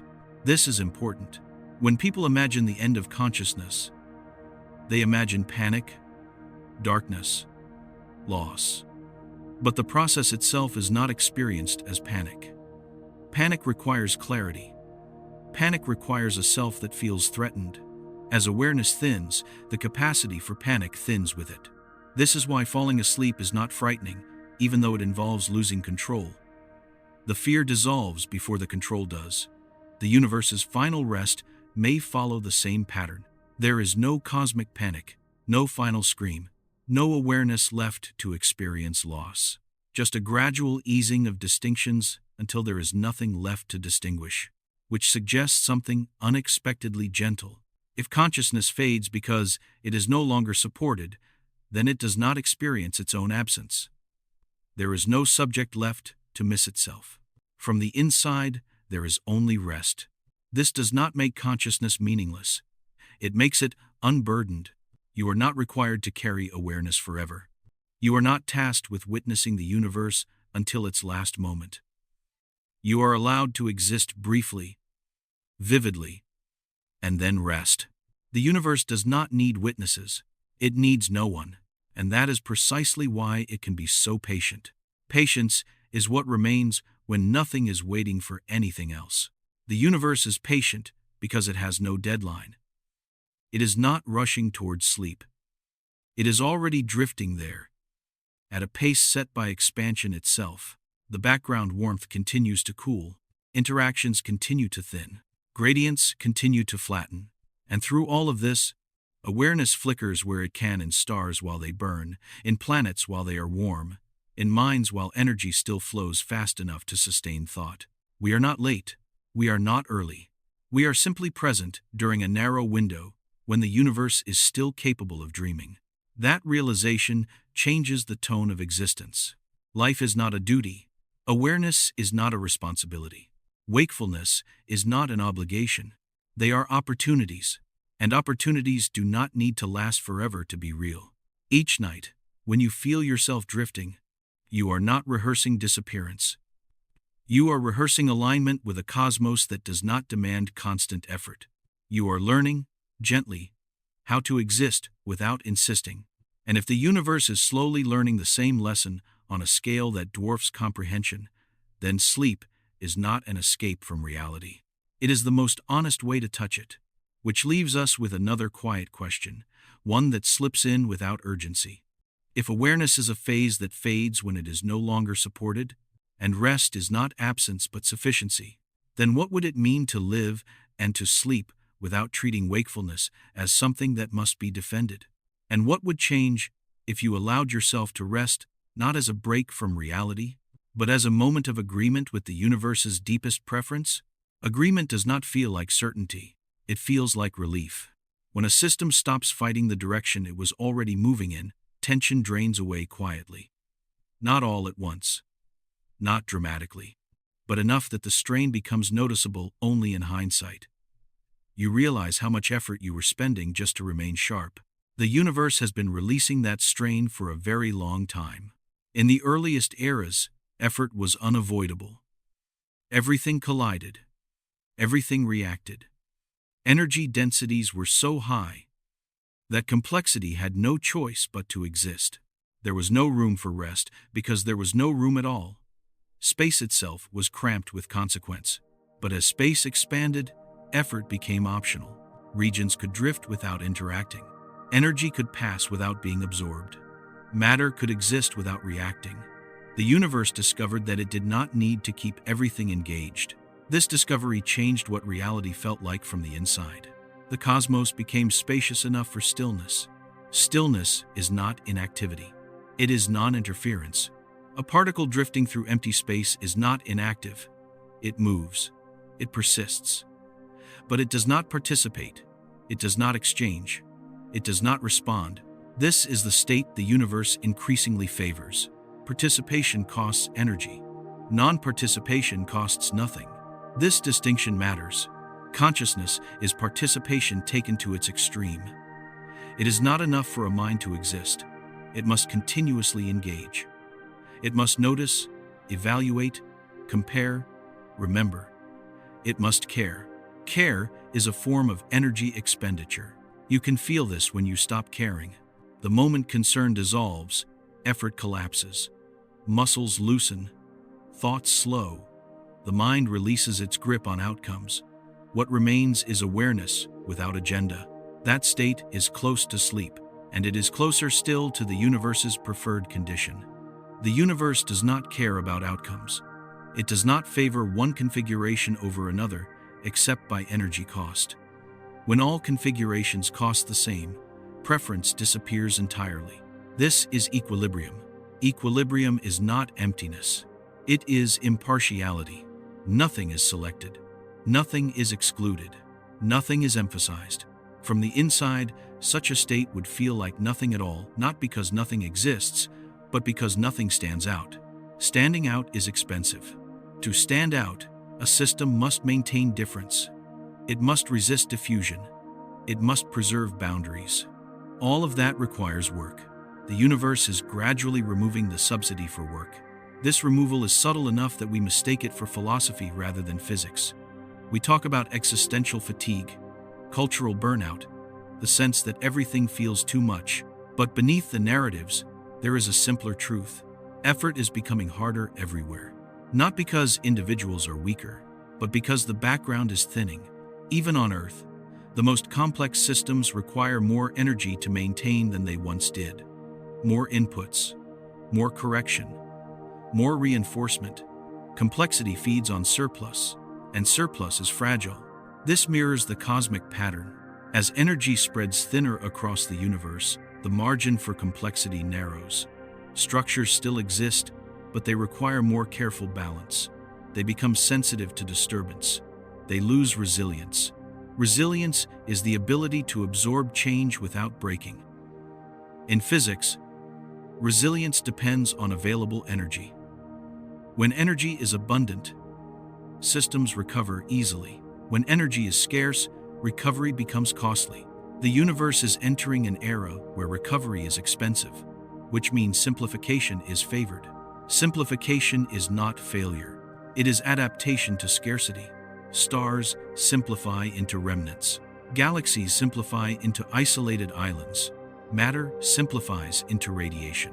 Radiation simplifies into uniform background. And minds simplify too. When energy runs low, the mind narrows its focus. It stops tracking unnecessary detail. It abandons long-term projections. It retreats into the present moment, then beyond it, into rest. Sleep is the ultimate simplification of experience. It removes narrative. It removes self-monitoring. It removes the need to care, and because it removes these things gently, it feels safe.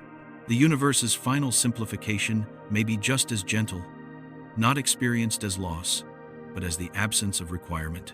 There is no need to notice when nothing asks to be noticed. This reframes a fear many people carry, the fear of insignificance. The idea that if consciousness is temporary, then it must be unimportant. Physics suggests the opposite. Temporary things are important precisely because they exist against a trend that does not favor them. They are rare configurations, briefly sustained by circumstance. A snowflake is not insignificant because it melts. A wave is not meaningless because it collapses. A thought is not trivial because it fades. Significance does not require permanence. It requires presence. And presence is what consciousness provides, briefly, while it can. The universe does not need that presence, but it allows it. Allowance is a quiet kind of generosity. The universe allows stars to burn, even though it prefers cold. It allows life to emerge, even though it prefers simplicity. It allows minds to awaken, even though it prefers silence. Allowance does not imply intention. It implies tolerance. And tolerance is finite when conditions change. As the cosmos continues to cool and thin, tolerance for complexity shrinks. Not through force, but through indifference. Nothing pushes consciousness away. It simply stops holding space for it. Which means consciousness will not be torn from the universe. It will slip out when it no longer fits. This slipping is already familiar to you.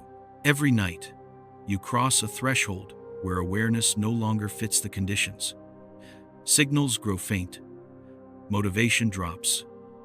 The mind loses interest in maintaining coherence. You do not jump into sleep, you slide. The slide feels natural because it is natural. It is the same slide energy follows when it flows downhill. The same slide heat follows when it spreads into cold. The same slide complexity follows when it returns to simplicity. You are not resisting sleep because sleep is wrong. You resist it because part of you still believes being awake is necessary. The universe no longer believes that. It has been practicing non-necessity for billions of years. Galaxies no longer need to collide. Stars no longer need to form.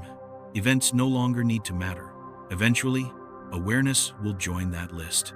Not because it is unwanted, but because it is no longer needed. This is not nihilism. It is completion. Completion does not erase what came before. It absorbs it into background. The universe does not forget its past violently. It smooths it until no feature stands out enough to be called memory. Memory, in the end, is difference preserved. And difference is what the universe is slowly letting go. As you listen now, perhaps you can feel a trace of that letting go inside yourself. The way ideas loosen their grip. The way attention softens.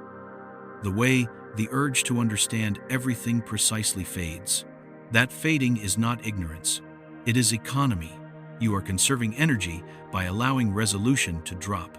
The universe is doing the same thing, on a scale so vast that even the idea of scale begins to blur, which leads to another quiet realization, one that does not need to be solved. If the universe is not rushing towards silence, but calmly accepting it, and if consciousness fades not through loss, but through lack of necessity, then perhaps the most unnatural thing is not falling asleep. Perhaps the unnatural thing is demanding to stay awake in a universe that is already learning how to rest. And if that is true, what would it feel like to stop demanding and simply let the agreement deepen, one breath at a time? Agreement deepens when even the need to agree disappears. At first, letting go feels like a decision. You notice the effort, and you choose to stop applying it. But eventually, there is a quieter stage, one where there is no longer a sense of choosing at all. The system simply settles into what costs the least. This is where the universe has been heading from the beginning, not toward an ending, toward a minimum. In physics, systems do not seek happiness or meaning. They seek stability. They slide toward configurations where nothing needs to be adjusted, corrected, or maintained. These configurations are not dramatic. They are unremarkable. They are easy. The universe has been reducing its workload for billions of years. In its youth, everything demanded attention. Energy was dense. Interactions were unavoidable. Change was constant. The cosmos had no choice but to be loud. There was no place for quiet to exist. But expansion created distance. Distance created choice. Choice created rest. As space grew, interactions thinned. As interactions thinned, the universe learned that it could exist without reacting to everything. The need for constant adjustment faded. This is when the universe became calm. Calm is not the absence of motion. It is the absence of urgency. Urgency is what consciousness thrives on. A mind stays awake because something feels unfinished, a problem unresolved, a threat unmonitored, a future imagined. Awareness feeds on the sense that something must be done. Remove urgency, and wakefulness loses its anchor. The universe has been removing urgency on a cosmic scale. Stars once burned urgently because gravity compressed their cores relentlessly. Now, star formation slows because the raw material is spread too thin to collapse easily. Galaxies once collided frequently. Now they drift past one another at distances too great for interaction. Even black holes, symbols of eternal appetite, are not exempt. Over vast stretches of time, they lose mass. They cool. They fade. Not through violence, but through patience. The universe is learning how to exist without hunger. Hunger is imbalance. Consciousness is a kind of hunger for information, for coherence, for meaning. It is the sensation of something missing that must be filled with attention. Sleep arrives when that hunger can no longer be sustained. You can feel this when even curiosity grows tired, when questions stop forming, when the desire to understand gives way to the desire to rest. This is not ignorance. It is saturation. The mind has reached its minimum for the moment. The universe is approaching its minimum permanently. This realization shifts the center of the story. We often imagine the universe as something moving forward toward complexity, toward intelligence, toward awareness. But the deeper pattern suggests something else. Complexity blooms only where conditions briefly allow it, then recedes when those conditions pass. Awareness is not the destination. It is the side effect. The destination is equilibrium. This does not make awareness pointless. It makes it local. Local phenomena do not define the whole. A storm does not define the atmosphere. A wave does not define the ocean. Consciousness does not define the universe. It appears, does its work, then dissolves. And the universe does not mourn it, not because it is cruel, but because mourning would require urgency. Urgency is gone where equilibrium is complete. There is a strange comfort in this. If the universe does not require awareness, then awareness does not carry cosmic responsibility. You are not tasked with holding meaning together for all of reality. You are not required to witness everything until the end. You are allowed to stop. This permission is what sleep feels like. Not permission granted by society or by biology, but by physics itself. The system no longer demands alertness, so alertness releases. The universe grants the same permission to itself. As energy differences flatten, as interactions become rare, as change slows beyond significance, the universe no longer demands activity. It does not insist on complexity. It allows itself to be simple. Simplicity is not emptiness. It is adequacy. A simple system is one that has no unmet needs. The universe is moving toward having none. No need to exchange energy. No need to form structure. No need to observe. At that point, nothing will be missing. From the inside, if there were an inside, it would feel like perfect rest. No anticipation. No memory. No effort. The reason this feels unsettling now is because we are not there yet. We live in a time when effort still matters, when actions still have consequences, when awareness still changes outcomes. But this is temporary. The universe is not rushing us out of this phase. It is letting it play out fully. It allows stars to burn their fuel. It allows life to explore its possibilities. It allows minds to ask questions like this one. Allowance is the universe's only form of generosity. And generosity does not imply permanence. It implies time. You have time to be awake. You have time to care. You have time to wonder. And you have time to rest. None of these states need to last forever to be real, which brings a subtle shift in how we understand sleep itself. Sleep is not rehearsal for death. It is rehearsal for equilibrium.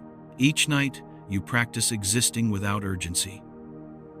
You practice letting the gradients that define you soften. You practice allowing experience to blur into sufficiency.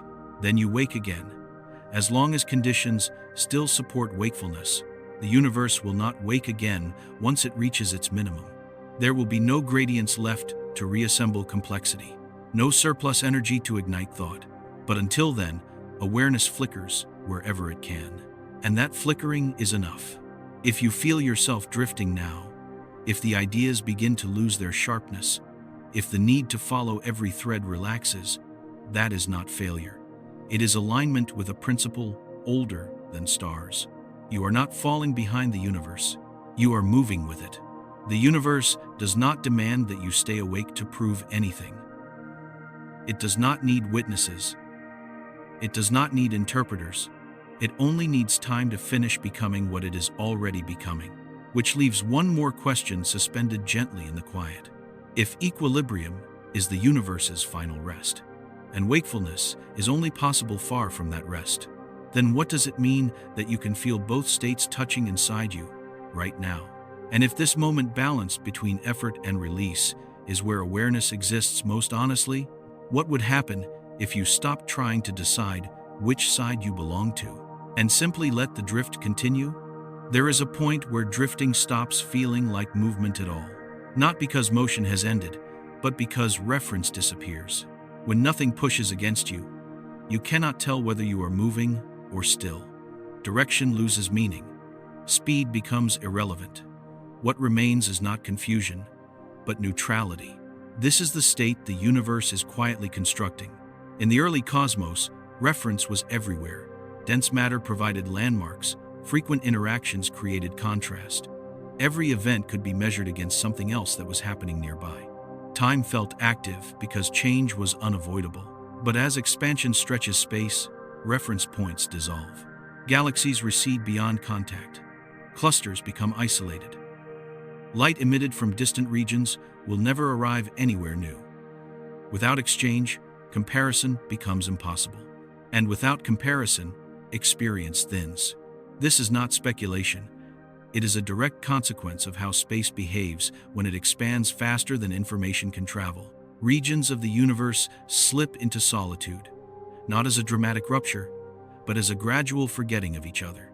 For those regions, the rest of the universe might as well not exist. Isolation is not emptiness. It is irrelevance. When nothing external can affect you, the concept of outside fades. When nothing can be compared, the concept of difference fades. And when difference fades, awareness loses one of its essential supports. Consciousness needs reference. You know you are awake because something else is happening. You know you are here because something is not. You know you exist because the world responds differently to you than it does to other things. Remove those asymmetries, and the sense of self becomes untethered. This is why sensory deprivation produces strange effects. In the absence of reference, the mind generates its own. It hallucinates contrast. It invents signals. It tries desperately to remain awake. But invention is costly. Given enough time without input, even hallucination exhausts itself. The mind stops creating reference because it can no longer afford to. Then awareness enters a different mode. Not dreaming, not thinking, not observing, just existing without distinction. This mode is difficult to describe because language depends on contrast. Every word implies what it is not. Silence cannot be captured directly. It can only be circled. The universe's future may be impossible to describe for the same reason. As expansion continues, the number of meaningful reference points drops. Eventually, every region becomes its own quiet island, surrounded by distances that cannot be crossed. Inside those islands, events may still occur for a while. Particles may still drift. Radiation may still pass. But nothing arrives from elsewhere. Nothing leaves. In such a state, the idea of universe fractures. There is no longer a whole to refer to, only isolated patches of existence, each too far apart to share context. Context is everything to awareness. A thought without context feels hollow. A memory without context loses meaning. A sensation without context fades almost immediately. Context is what allows experience to accumulate. The universe is shedding context, not violently, not deliberately, but inevitably. This shedding mirrors what happens in deep sleep. In deep sleep, context collapses. There is no storyline, no sense of sequence. Experiences do not build on each other. When you wake, you do not feel like you have been gone for hours. You feel like nothing happened at all, because nothing happened in a way that could be referenced. Time passed, but experience did not accumulate. The universe may be heading toward a similar condition, not where nothing exists, but where nothing accumulates. Events may still occur locally, but they do not connect. They do not propagate meaning. They do not build history. History requires memory. Memory requires difference. Difference requires energy gradients. Gradients are flattening. As they flatten, the universe loses the ability to remember itself. This is not erasure. It is amnesia through uniformity. A system that looks the same everywhere cannot encode information about change. There is nowhere to store it. No asymmetry to mark it. No boundary to protect it. The universe is approaching sameness, and sameness is forgetful. This is where the idea of a sleeping universe becomes more than metaphor. Sleep is not simply rest. It is the suspension of memory formation. It is the state where experiences occur, if at all, without being recorded. In sleep, you are alive, but you are not accumulating identity. The universe may be alive in a similar way, at the end existing, but no longer forming new distinctions. From the inside, such a state would feel like nothing, because feeling itself depends on contrast, which raises a delicate realization. If the universe's final state contains no reference points, then it contains no perspective, no here versus there, no now versus then, no self versus other. In such a state, the idea of loss does not apply. Loss requires comparison to what was, but there is no was without memory. This is why the fear of the universe's future is something only present-day minds can have. Fear depends on anticipation. Anticipation depends on reference to a future that is meaningfully different from the present. When difference disappears, fear disappears with it. The universe is not afraid of becoming quiet. It cannot be, and neither will anything else be, when the time comes. This does not invalidate the richness of experience now. It makes it precise. Experience is rich because it is rare. Awareness is vivid because it is temporary. Meaning is intense because it must be maintained. Once maintenance is no longer possible, intensity gives way to neutrality. And neutrality does not suffer. You can feel a trace of this when you are very tired. Not the exhaustion that hurts, but the deeper fatigue where even concern fades. Problems no longer feel solvable or unsolvable. They simply stop insisting. That is not despair. It is context collapsing. The universe is collapsing context on a cosmic scale. As distances grow beyond interaction, as energy spreads thin beyond usefulness, as gradients flatten beyond recovery, the cosmos sheds the framework that made events meaningful to each other. Eventually, nothing will be meaningful to anything else, not because meaning is wrong, but because meaning requires relation, and relation requires proximity. Expansion removes proximity, which leaves us suspended in a peculiar moment. We live while relation still exists, while light still travels between stars, while causes still reach effects, while awareness still has something to respond to. This is not guaranteed. It is borrowed. The universe is lending us relation for a time. And every night, when you drift into sleep, you give it back temporarily. You release context. You stop tracking relation. You let the world exist without you knowing how it connects. Then you wake again, as long as the universe still supports waking. But one day, not soon, not in any lifetime, you will know the universe will stop supporting relation entirely. Not with a bang, with a silence so even it does not register as silence. Which brings the question closer, quieter, more intimate. If relation is what makes awareness possible, and relation is slowly disappearing from the universe, then what you experience as drowsiness is not just personal fatigue. It is the sensation of relation thinning. And if that thinning feels gentle rather than frightening, what does it say about the nature of rest, and about the universe that has been moving toward it all along? There is a strange kindness hidden in how relation fades. It does not vanish all at once. It loosens, it stretches, it becomes optional. Long before anything truly ends, it stops insisting on being held together. This is the phase the universe is entering now. Connection once defined everything. In a younger cosmos, matter could not avoid interaction. Gravity pulled relentlessly. Radiation filled every gap. Nothing existed alone. Every particle was part of a conversation it could not escape. But expansion introduced distance. Distance introduced delay.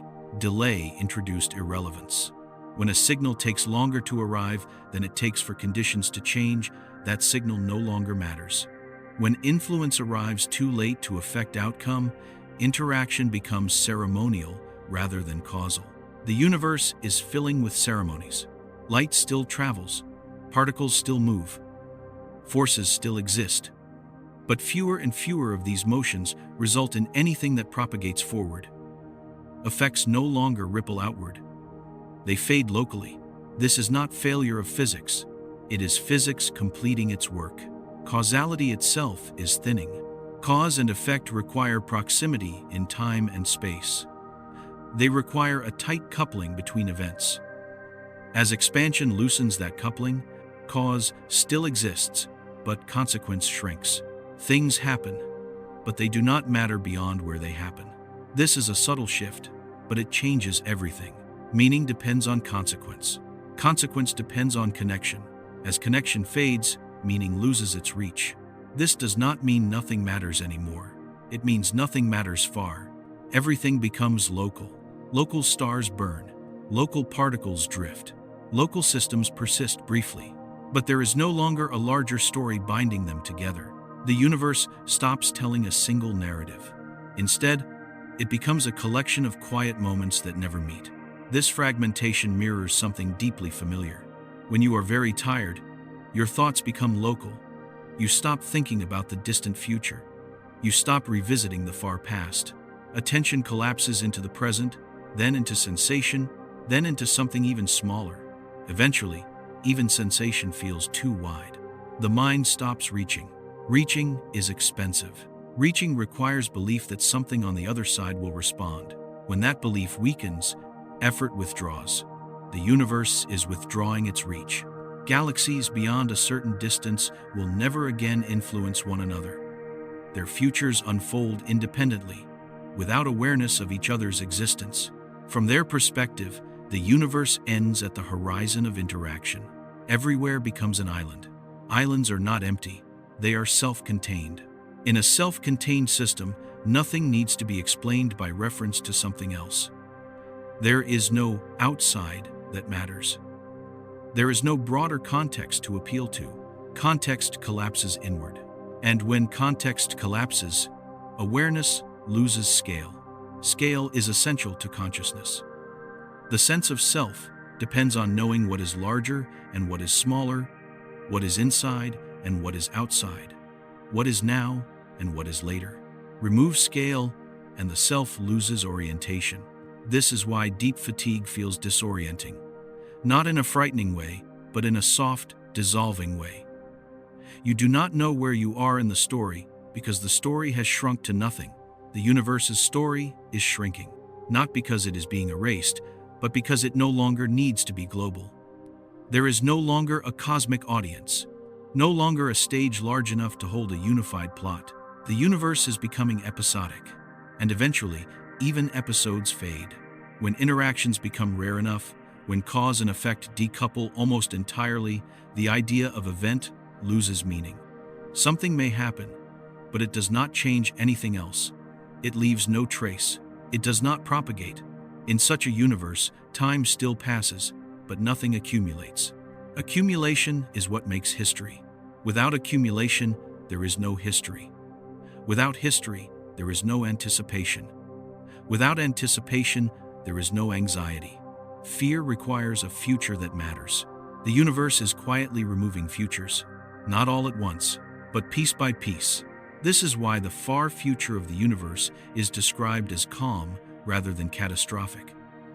There is no single moment of ending, because endings require a narrative arc. The universe is dissolving the arc itself, which makes sleep the closest experience we have to understanding this process from the inside. In sleep, you are not dead. You are not gone, but the arc of experience is suspended.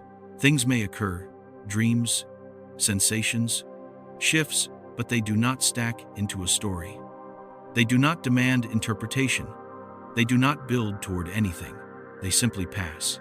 The universe may eventually exist in a similar way, not as a blank void, but as a field where occurrences no longer bind into meaning.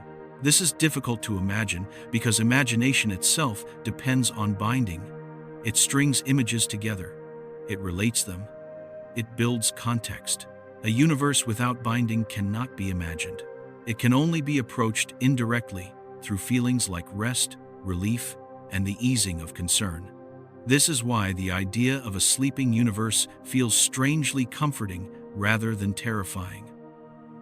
Sleep does not hurt. It does not accuse. It does not demand understanding. It removes the need to understand. Perhaps that is the deepest truth hidden in entropy. Entropy is not chaos. It is forgiveness, Forgiveness of difference, forgiveness of effort, forgiveness of complexity for not lasting forever. The universe forgives itself for having been energetic. It forgives stars for burning. It forgives minds for thinking. And eventually, it forgives itself for needing to forgive it all. Everything settles. Nothing is judged. Nothing is missed. Only the background remains, smooth and sufficient. As you listen now, you may notice how this idea does not provoke urgency. It does not demand action. It does not ask you to fix anything. It simply sits there, like a wide horizon. And horizons do not ask to be crossed. They mark the limit of relation.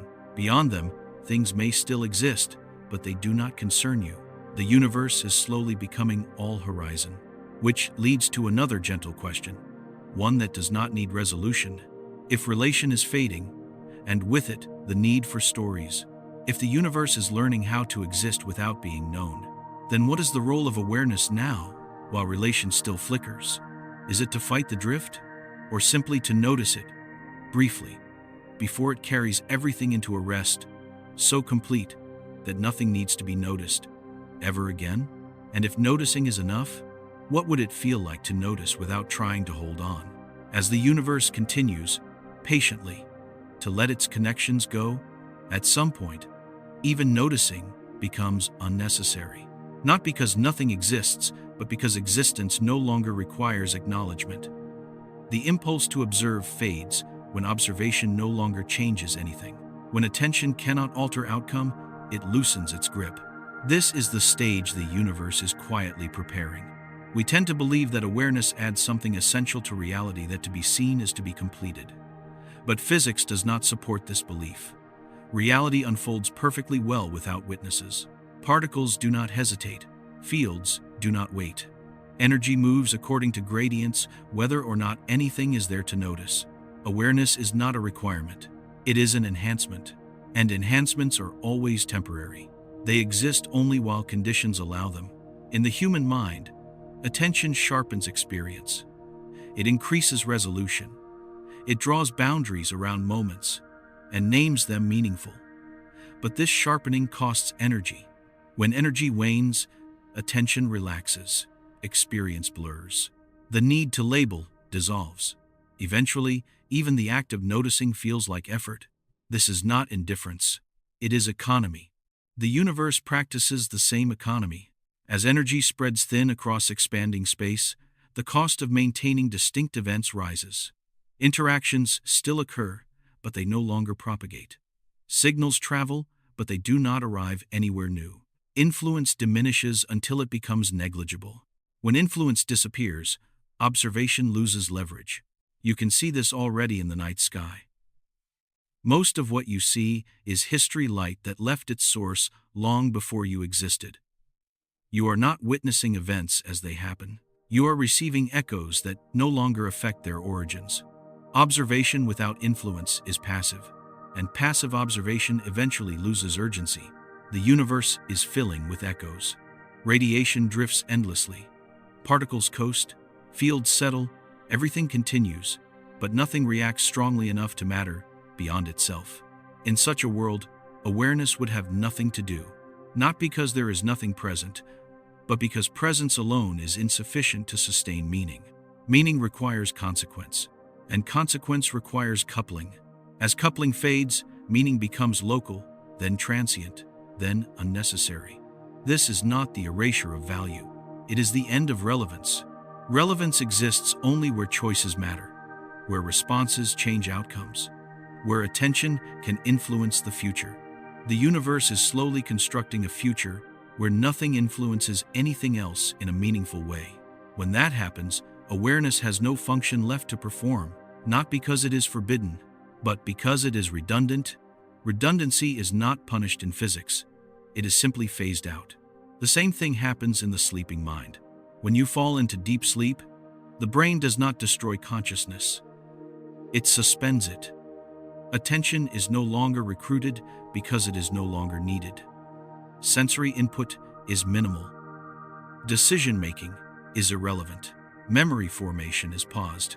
Awareness becomes surplus, so it recedes. You do not experience this recession as loss. you experience it as relief. The fear associated with losing awareness dissolves before awareness itself does. By the time consciousness fades, the concern about fading has already gone. This sequence matters. It suggests that the end of awareness is not experienced as tragedy from the inside.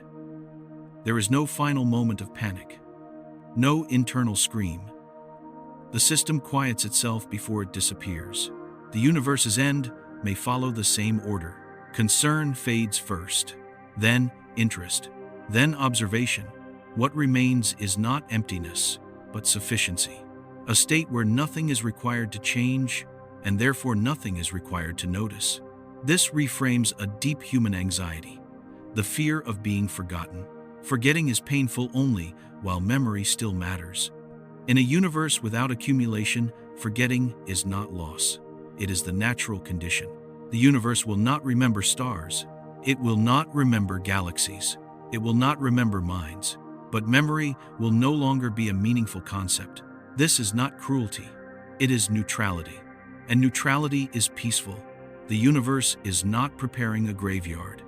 It is preparing a resting field, a state where nothing aches to be preserved. The reason this feels unsettling now is because we live in a time when preservation still matters, when effort still changes outcomes, when attention still has leverage, but that leverage is temporary. As you listen, you are exercising it. You are holding attention. You are maintaining meaning. You are sustaining awareness against a background that would happily let it go. That effort is subtle, but it is real. And effort, no matter how gentle, cannot be sustained forever, which makes awareness precious, not because it lasts, but because it occurs. You are not here to keep the universe awake. You are here because the universe has not yet finished falling asleep. This distinction removes a hidden burden. You are not responsible for meaning on a cosmic scale. You are not obligated to witness everything. You are not tasked with keeping reality conscious. You are allowed to be temporary. And temporary does not mean insignificant. A ripple does not apologize for fading. A sound does not regret ending. A thought does not mourn its disappearance. They arise, do what they do, then return to background. The universe treats awareness the same way. It allows it to arise where gradients permit. It allows it to function while energy flows. And it allows it to fade when those flows can no longer be sustained. No judgment, no commentary, just completion. This realization carries a strange calm. If awareness does not need to persist forever to be valid, if noticing does not need to continue to justify existence, then rest is not failure. It is fulfillment. Each night, when you stop noticing, you are not abandoning reality. You are participating in its deepest tendency. You are letting attention dissolve the way everything else eventually does. This does not diminish the day. It completes it. And if the universe itself is moving toward a state where noticing is no longer required, then what you experience as sleep is not a rehearsal for nothingness. It is a rehearsal for sufficiency, a state where nothing is missing, nothing needs to be added, nothing needs to be known. And if that state is where the universe is going, then perhaps the most honest way to exist now is not to cling to awareness, but to let it arise and fade naturally, without fear, while the conditions still allow it. Which leads, softly, to the next thought. If awareness fades because it becomes unnecessary, and rest is not absence, but adequacy, then what does it say about a universe that gives consciousness just enough time to exist before showing it how to let go? Letting go is never a single act. It is a sequence of permissions. First, the permission to stop reacting. Then, the permission to stop remembering. Finally, the permission to stop being defined at all. The universe has been granting these permissions slowly, carefully, without announcement. In the beginning, reaction was unavoidable. Everything collided. Every fluctuation echoed. Memory was written into matter because matter had nowhere else to put it. The universe remembered everything because it could not forget. But forgetting became possible the moment space grew large enough to hide things from each other. Distance is the universe's first act of mercy. With distance, events stop piling up. With distance, consequences fade. With distance, the universe learns that it does not need to carry everything forward. Forgetting is not destruction, it is selective release. In your own mind, forgetting feels like loss only when you still believe every memory must be kept to preserve who you are. But watch closely. The mind forgets constantly, and you remain. In fact, you remain because forgetting makes room. If you remembered every sensation, every sound, every thought you ever had, awareness would collapse under its own weight. Identity would drown in detail. Forgetting is what allows consciousness to breathe. The universe is learning the same lesson. As energy spreads thin, as signals weaken, as structures dissolve into background, the cosmos forgets its own past. Not violently, not suddenly, but by allowing information to disperse beyond retrieval. Information does not vanish. It becomes unreachable. And unreachable information might as well be forgotten. This is why the far future of the universe is not filled with ruins. Ruins imply memory. They imply something left behind to be recognized. But recognition requires context, and context requires relation. When relation fades, ruins fade with it. What remains is not absence, but irrelevance. This idea is difficult because humans are creatures of narrative. We want beginnings, middles, and ends. We want stories that resolve. We want conclusions that mean something. But the universe is not a story. It is a process. Processes do not conclude. They settle. And settling does not feel like loss from the inside. It feels like release. Consider the moment just before deep sleep. Thoughts slow. Images fragment. The mind stops trying to connect everything into a coherent sequence. You do not experience this as forgetting your life. You experience it as relief from having to carry it. The self loosens because it is no longer needed. The universe's self, its structure, its history, its complexity, may loosen the same way. There will be no cosmic moment where the universe realizes it has forgotten itself. Realization requires awareness. Awareness will already be gone. Instead, forgetting will simply be the state of things. This reframes another hidden fear. The fear that everything we are will be erased. Erasure implies violence. Forgetting implies peace. Nothing needs to be torn away. It only needs to stop being held. Stars are not erased when they fade. Their matter disperses. Their energy spreads. Their influence thins until it no longer matters anywhere else. Civilizations are not erased when they end. Their structures decay. Their signals weaken. Their stories lose relevance. Minds are not erased when they sleep. Their activity quiets. Their narratives dissolve. Their boundaries soften. The universe does not erase. It disperses. Dispersal is the universe's preferred method, because dispersal does not require effort. And effort is exactly what the universe is learning to live without. This is why complexity always feels slightly strained, even when it is beautiful. There is a tension in anything that must be maintained, a subtle pressure that never quite leaves. You can feel it in sustained attention, in prolonged care, in constant identity. That pressure is not psychological, it is physical. It is the cost of resisting equilibrium. When the pressure lifts, the relief is immediate. Muscles relax, thoughts widen, identity softens. You stop needing to be someone in particular. That state is not emptiness. It is spaciousness. The universe is becoming spacious, not just in size, but in demand. It demands less interaction, less reaction, less maintenance. It allows things to exist without insisting they mean something to something else. This allowance is what makes the universe feel cold, distant, indifferent. But indifference is not hostility. It is freedom from obligation. The universe does not obligate stars to keep shining. It does not obligate minds to keep thinking. It does not obligate itself to keep producing novelty. It allows things to end when they no longer fit. This allowance is gentle enough that it can be mistaken for neglect. But neglect implies responsibility unmet. The universe never accepted responsibility for complexity in the first place. Complexity arose because it could. It will fade because it must. Between those two truths lies everything you experience, which means your existence does not need cosmic justification.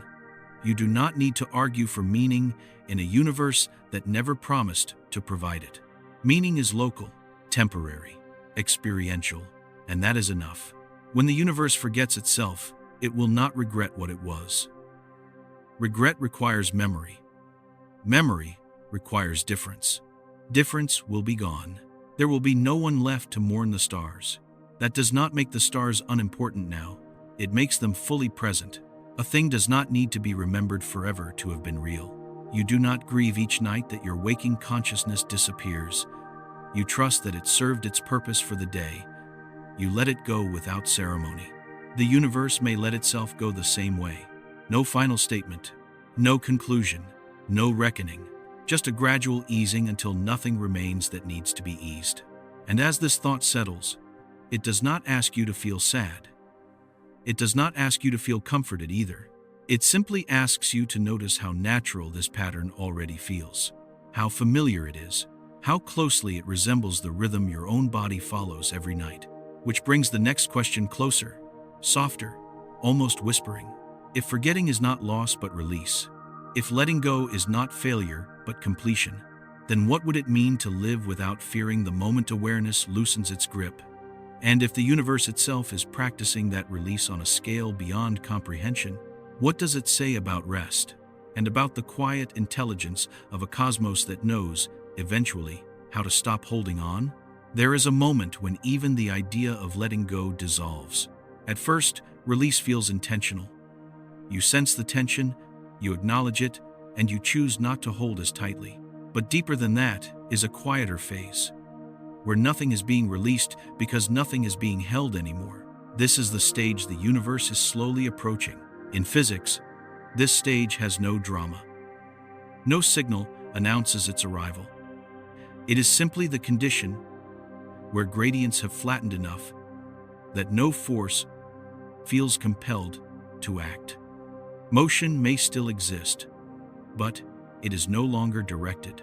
Change may still occur, but it no longer accumulates.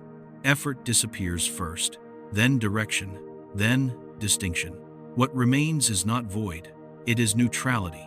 The universe does not aim for neutrality. It arrives there because nothing pushes it away. Every force we know exists because of imbalance. Gravity arises from curvature. Electromagnetism arises from charge separation. Even the weak and strong forces are expressions of asymmetry held in place. When asymmetry fades, force fades with it. This is not speculation, it is consequence. A perfectly uniform universe cannot do work. There is nowhere for energy to flow, no gradient to exploit, no difference to collapse. Work ends.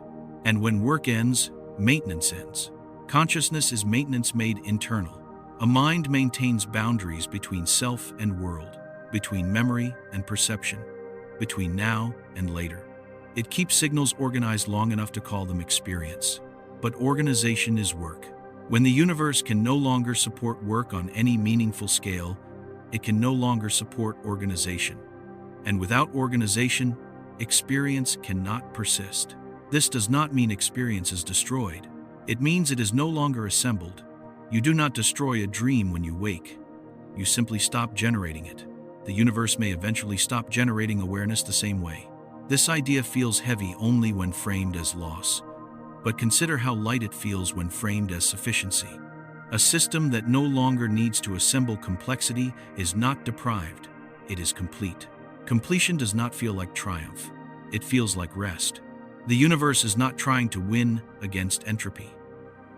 Entropy is not an opponent. It is the name we give to what happens when there is no reason to keep doing work. And there is no final reason. Purpose is not built into physics.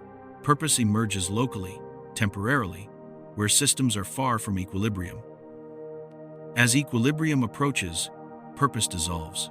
This does not invalidate purpose while it exists. It explains why it fades. The same way hunger fades after eating. The same way tension fades after rest. The same way a question fades once it no longer needs an answer. The universe is eating its gradients. Slowly, evenly, without appetite. As it does, the structures that depended on those gradients loosen. Stars dim, galaxies thin. Time itself stretches until sequences lose meaning. In such a universe, nothing urges awareness to persist. And awareness, without urging, does not. This is why the deepest rest is not sleep filled with dreams, but sleep without memory. Not the chaotic rest of exhaustion, but the smooth rest of sufficiency. You have felt this. The kind of sleep where you do not remember falling asleep. The kind where there is no gap, no darkness, no passage. One moment you are here, and the next you are waking with nothing in between that needs explaining. From the inside, that is not absence. It is continuity without record. The universe's final state may feel like that, if feeling were possible there at all. But even the concept of final begins to lose meaning. Final implies sequence. Sequence implies change. Change implies gradient. In equilibrium, sequence collapses. There is no before or after when nothing changes in a way that can be tracked. Time may still exist mathematically, but it will not be experienced, because experience requires difference. This is why the universe's rest is not an ending. It is a settling into timelessness. And timelessness is not eternal vigilance. It is eternal ease. We fear timelessness because we imagine boredom. But boredom requires awareness. Awareness requires contrast. Contrast will be gone. There will be no one to be bored. This is not tragic. It is clean. Clean of demand. Clean of striving. Clean of unfinished business. The universe does not leave things undone. It leaves them unrequired. And perhaps that is the most unsettling and comforting thought of all. If nothing is required in the end, then nothing you fail to complete now is held against you by the cosmos. You are not racing toward a cosmic deadline. You are not auditioning for permanence. You are not meant to stay awake forever. You are meant to exist while conditions allow, and to rest when they no longer do. That rhythm is already written into you. Every night, you practice it. Every breath, you soften and reassert. Every moment of fatigue is a reminder that effort has limits. The universe respects those limits. It does not ask stars to burn beyond their fuel. It does not ask matter to remain structured without energy. It will not ask awareness to persist without gradients, which makes this moment now uniquely gentle. You are awake, but you do not have to be forever. You are thinking, but you do not have to hold every thought. You are listening, but you do not have to grasp every idea. The universe is not testing your endurance. It is showing you its direction. And that direction is not annihilation. It is sufficiency. Which brings the next question into focus, not sharply, but softly. If the universe's deepest tendency is to arrive at a state where nothing is required, and if awareness fades when it is no longer needed, then what does it mean to live well now? Is it to fight rest, or to move with awareness while it lasts, knowing that letting go is not failure? And if rest is not the opposite of existence, but its completion, what would it feel like to stop fearing the quiet and begin to trust the intelligence of a universe that knows exactly when to stop asking anything of itself? Trust does not arrive as belief. It arrives as silence, no longer feeling empty. When a system reaches the point where nothing is being demanded of it, there is a subtle shift, not an insight, not a conclusion. Just the absence of tension where tension once lived. The muscles you did not know you were holding finally release. This is what the universe has been practicing since its beginning. Not thinking, not deciding, just allowing the conditions that once required effort to dissolve on their own. In earlier eras, trust would have been impossible. The universe was too young, too dense, too volatile. Everything needed constant correction. Small fluctuations amplified into large consequences. Nothing could afford to relax. But now, relaxation is becoming possible. The cosmos is no longer tightly wound. Space is vast enough to absorb mistakes. Energy is diffuse enough that disturbances fade instead of escalating. Time is long enough that urgency loses meaning. The universe is entering a phase where it can finally afford to be gentle. Gentleness is not weakness. It is what becomes possible when survival is no longer at stake. Survival is a local concern. It belongs to systems that exist far from equilibrium, systems that must constantly push back against their surroundings. Stars survive by burning. Life survives by consuming. Minds survive by paying attention. But the universe itself does not need to survive. There is nothing outside it to threaten its existence, no environment it must adapt to, no pressure it must resist. This is why the universe can afford to rest in ways nothing inside it can. And as the universe's overall pressure decreases, it stops forcing its internal systems to remain sharp. It does not remove them. It simply stops insisting that they continue. This insistence, or lack of it, is what you feel as a kind of cosmic permission. Permission to stop striving. Permission to stop improving. Permission to stop explaining yourself. These permissions are not given all at once. They arrive gradually, often disguised as fatigue, boredom, or the sense that effort is no longer worth its cost. We tend to interpret these signals as personal failure, as if something has gone wrong inside us. But viewed through a larger lens, they look like alignment. Your body knows when effort is no longer efficient. Your mind knows when attention no longer yields benefit. Your emotions know when resistance has outlived its usefulness. The universe knows the same thing. When star formation slows, it is not because the universe has lost creativity. It is because the conditions that made creativity easy are fading. When galaxies drift apart, it is not because connection is forbidden. It is because connection is no longer required. Requirement is the key word. As long as something is required, effort continues. When requirement fades, effort ends. The universe is not removing requirements out of malice. It is removing them because they are no longer necessary for existence to continue. Existence does not need complexity. It does not need awareness. It does not need meaning. These things arise only when conditions support them. This realization often feels destabilizing at first. We want existence to want us. We want reality to care whether it is noticed. But caring is work. And work is exactly what the universe is learning to stop doing. This is not rejection, it is impartiality. Impartiality does not prefer presence over absence, wakefulness over sleep, activity over rest. It allows whatever costs the least to persist. And the least costly state, always, is equilibrium. Equilibrium is not nothingness. It is fullness, without differentiation. In equilibrium, everything that exists is already where it needs to be. There is no gradient to climb, no correction to make, no future to prepare for. From the inside, if inside existed, it would feel like profound peace. Not happiness, not pleasure, but the absence of any reason to move. We glimpse this state in moments of deep stillness. Not meditation as an act, but stillness that arrives when even the effort to be still disappears. Those moments are rare because the conditions for them are rare. Our world still demands too much. Our bodies still require too much maintenance. Our minds still respond to too many signals. But the universe is reducing signals everywhere.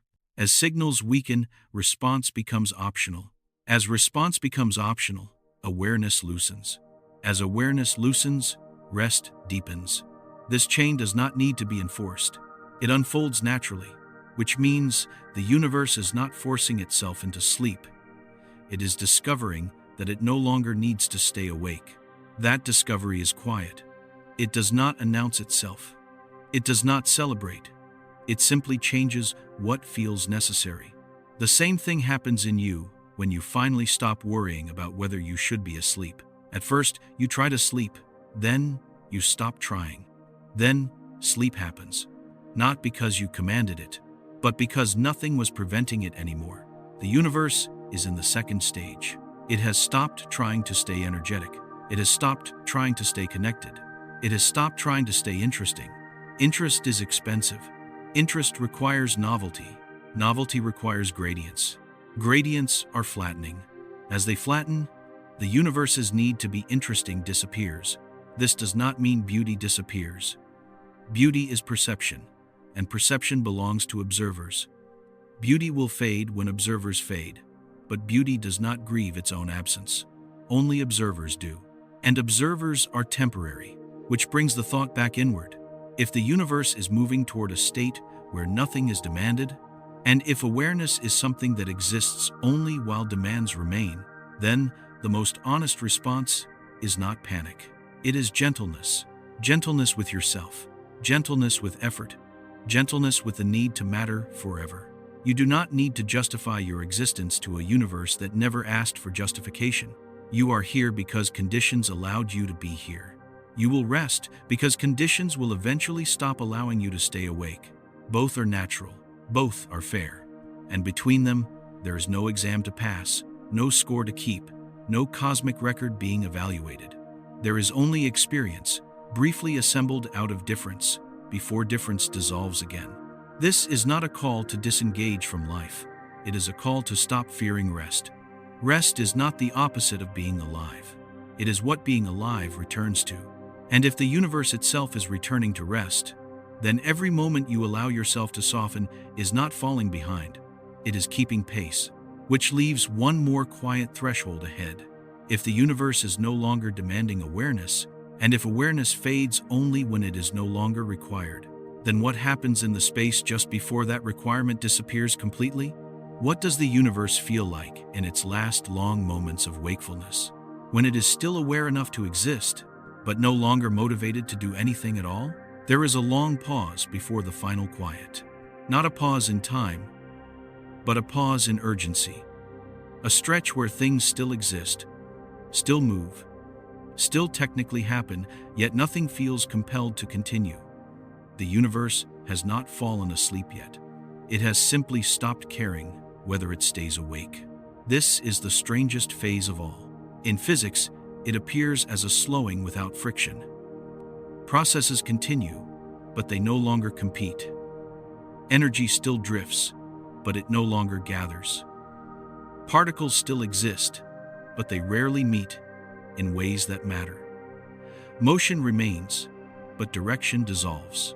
From the inside, if there were an inside, it would feel like a room where the lights are still on, but no one is speaking anymore. The universe has reached the age where conversation is optional. Stars still shine, but fewer are born. The light you see now mostly comes from stars that will never be replaced. They burn not because the universe needs them to, but because they have not yet finished what they started long ago. This is inertia, not intention. Galaxies still hold together locally, but beyond their boundaries, space stretches too fast for new bonds to form. Each structure becomes self-contained, living out the remainder of its internal momentum in isolation. Nothing new gathers. Nothing large organizes. The universe is living off its savings, and savings, once spent, are not replenished. This is why the future is not violent. Violence requires energy concentrated enough to disrupt. The universe is losing the ability to concentrate anything at scale. It is becoming too even, too spread, too calm. Calm is not emptiness. It is exhaustion without distress. The cosmos is tired, but not suffering. It has simply reached a point where effort no longer produces meaningful returns. Doing more does not change the outcome. Maintaining complexity no longer extends anything that matters. So complexity is allowed to finish. This finishing does not happen everywhere at once. It happens locally, unevenly, quietly. One star fades. One system simplifies. One interaction becomes the last meaningful one in its region. From the outside, nothing announces these moments. From the inside, if awareness were still present, they would feel like closure without ceremony. You already know this feeling.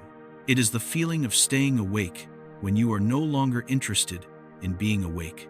Not bored, not distressed, simply done. Your thoughts still appear, but you do not chase them. Sensations still register, but they do not demand response. Identity remains, but it feels less important to maintain. This is not collapse. It is completion approaching. The universe may experience its final long era in this way not asleep, but no longer awake in any meaningful sense. Existing, but not engaging.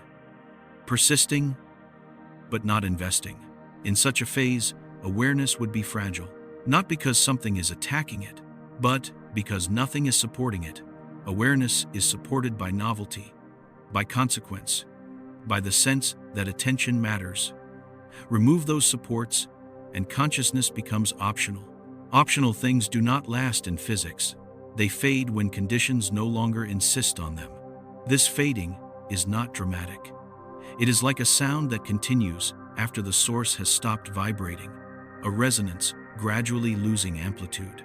The universe is ringing down. Every energetic era has a ring-down phase. After disturbance, systems oscillate briefly before settling. The oscillations grow smaller. The motion becomes less noticeable. Eventually, equilibrium is reached. The universe's entire history may be one long ring-down. The initial disturbance was creation itself, a moment of extreme imbalance. Everything since has been a gradual settling, a redistribution of energy toward sameness. We are living during the faint echoes.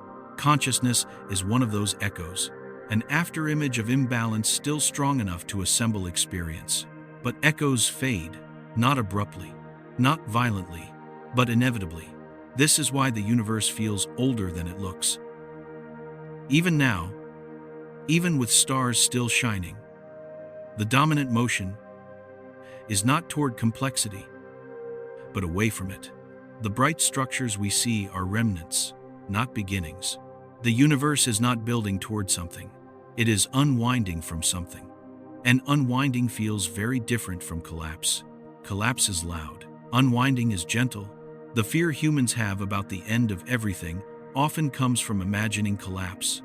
But physics suggests unwinding, a gradual easing until tension disappears. No snapping, no breaking, just slack. Slack is what you feel when you finally stop holding a thought in place. When the mind no longer tries to resolve, conclude, or understand, the thought loosens and dissolves without resistance. The universe may be letting go of itself the same way, not because it has decided to, but because nothing is pulling it tight anymore. This raises a quiet insight. If the universe's final era is not violent, not chaotic, not tragic, but simply uninvested, then the end of awareness is not something that happens to awareness. It is something awareness drifts out of.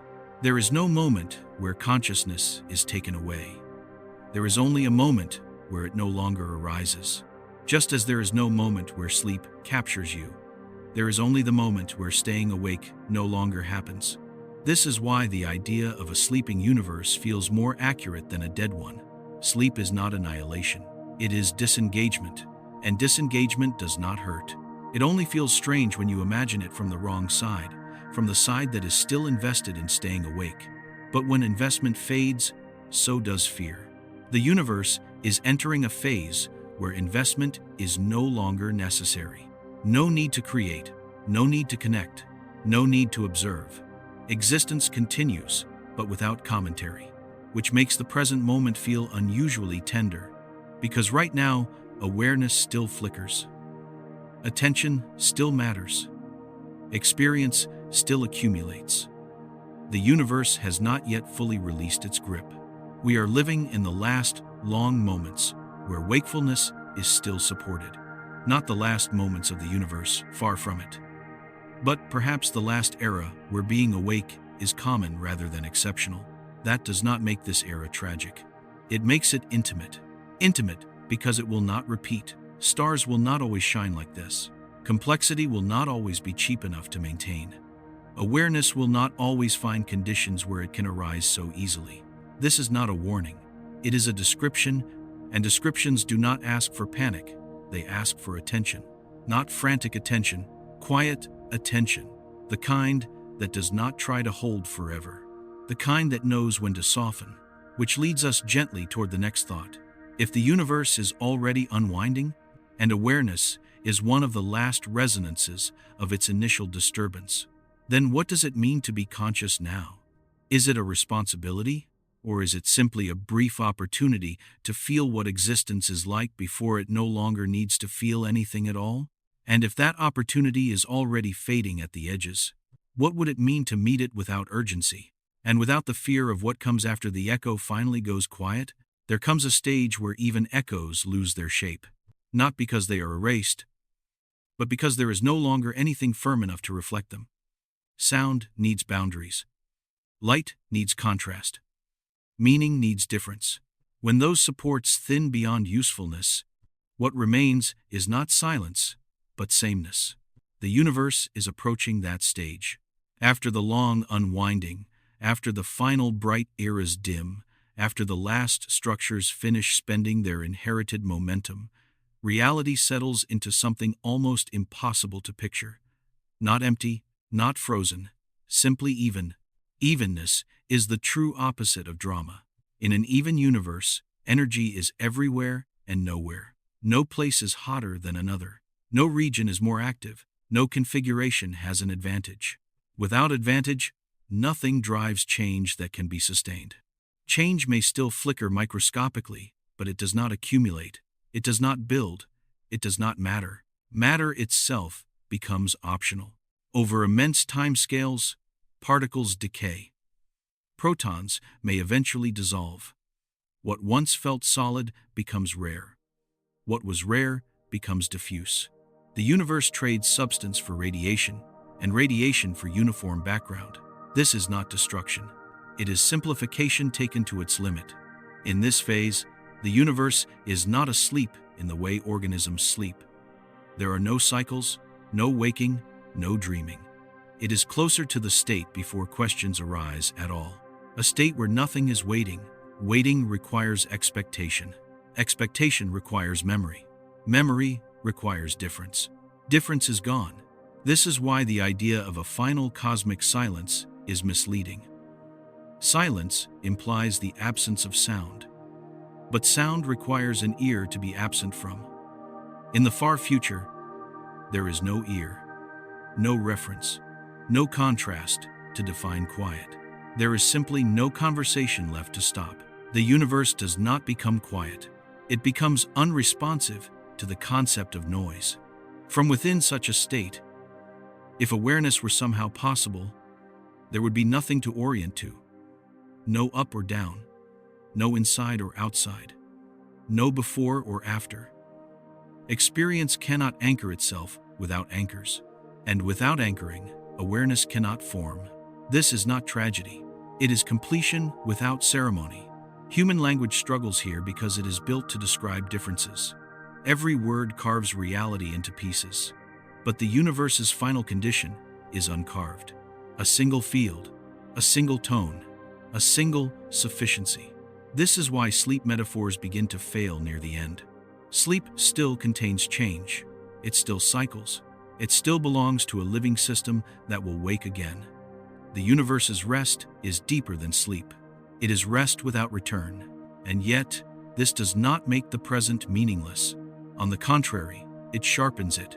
Because everything you experience exists only because the universe is not there yet.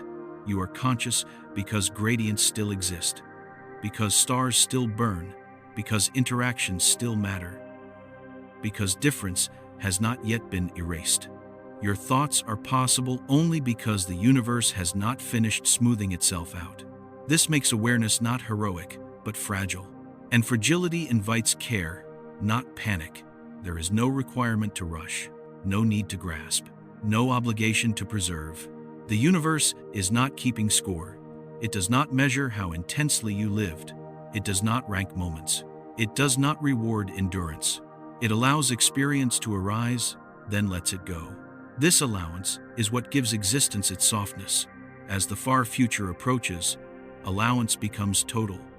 Nothing is forbidden, but nothing is required either. No pattern is preferred. No structure is selected.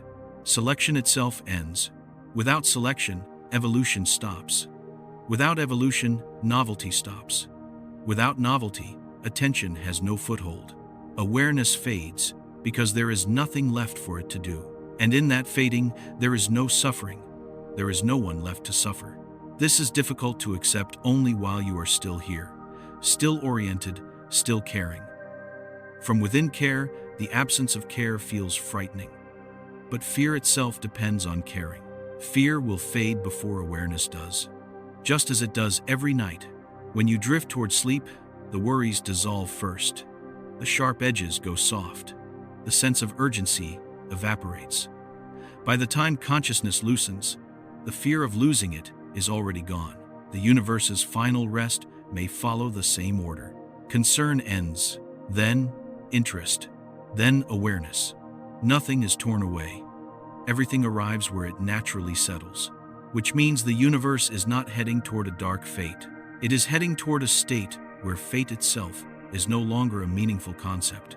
No future to anticipate, no past to remember, no present to interpret. Just existence, evenly distributed, without perspective. From the outside, this sounds bleak. From the inside, if there were an inside, it would not feel like anything at all. And that is the point. Feeling requires difference. Difference will be gone. The universe is not afraid of this. It cannot be. And when the time comes, neither will anything else, which makes the now feel unexpectedly gentle. Right now, difference still exists. You can still feel contrast. You can still notice warmth against cool, sound against silence, thought against background. These distinctions are precious not because they last, but because they are rare. They are already dissolving, slowly, patiently, everywhere. This is not a countdown. It is a drift, and drifts do not need resistance. They only need time. As the universe continues toward evenness, toward unresponsiveness, toward rest without return, awareness flickers where it can. Like the last ripples on a lake after the wind has stopped. Those ripples do not hurry. They do not struggle. They do not try to stay ripples. They simply are, until they are not. Which brings us close to the final threshold. If the universe is becoming too even to support awareness, and if awareness fades not in pain but in sufficiency, then what remains to be said? Here at the edge where noticing still exists, what is left for consciousness to do? In a universe that is already learning how to no longer need it? And, as that question hovers not demanding, not urgent, what happens if you let it hover, without trying to answer it at all? There is no moment when the universe says goodbye. Goodbyes require intention. They require recognition that something is ending, and recognition requires awareness. By the time the universe reaches its deepest rest, there will be nothing left that needs to mark an ending. Instead, there is something quieter, a return. Not a return to a place, but to a condition. A condition so stable that nothing needs to depart from it, and nothing needs to arrive. A condition without edges. This is where all the previous drifting has been leading. After complexity loosens, after memory thins, after relation fades, what remains is not absence, but neutrality so complete that it no longer contrasts with anything else. In physics, this is not mysterious. It is simply equilibrium fully achieved. Every gradient flattened, every imbalance resolved. Energy spread so evenly that no process can extract work from it. Nothing is forbidden in this state. Nothing is possible either. Possibility requires difference. Difference is gone. This is why the universe's final condition is not dramatic. There is no final star exploding, no last observer closing their eyes, no final thought thinking itself. The last things to fade will fade without knowing they are last. This matters. It means the universe does not end as a story. It ends as a smoothing, like fingerprints wiped from glass by time itself, not by a hand. The return is not to darkness, because darkness implies contrast with light. It is not to silence, because silence implies contrast with sound. It is not to nothingness, because nothingness implies the absence of something that could have been present. It is a return to undifferentiated presence, presence without a witness. We struggle with this idea because every experience we have ever had was framed by awareness. We cannot imagine existence without someone to experience it. But imagination itself is an act of awareness. and awareness is exactly what will no longer be required. The universe does not need to be imagined to exist. It existed before minds. It will exist after them. Existence is not dependent on being known. This does not cheapen knowledge. It frees it from responsibility. You are not here to keep the universe real by observing it. You are here because, for a brief span of cosmic conditions, observation became possible. When those conditions end, reality does not disappear. Observation does.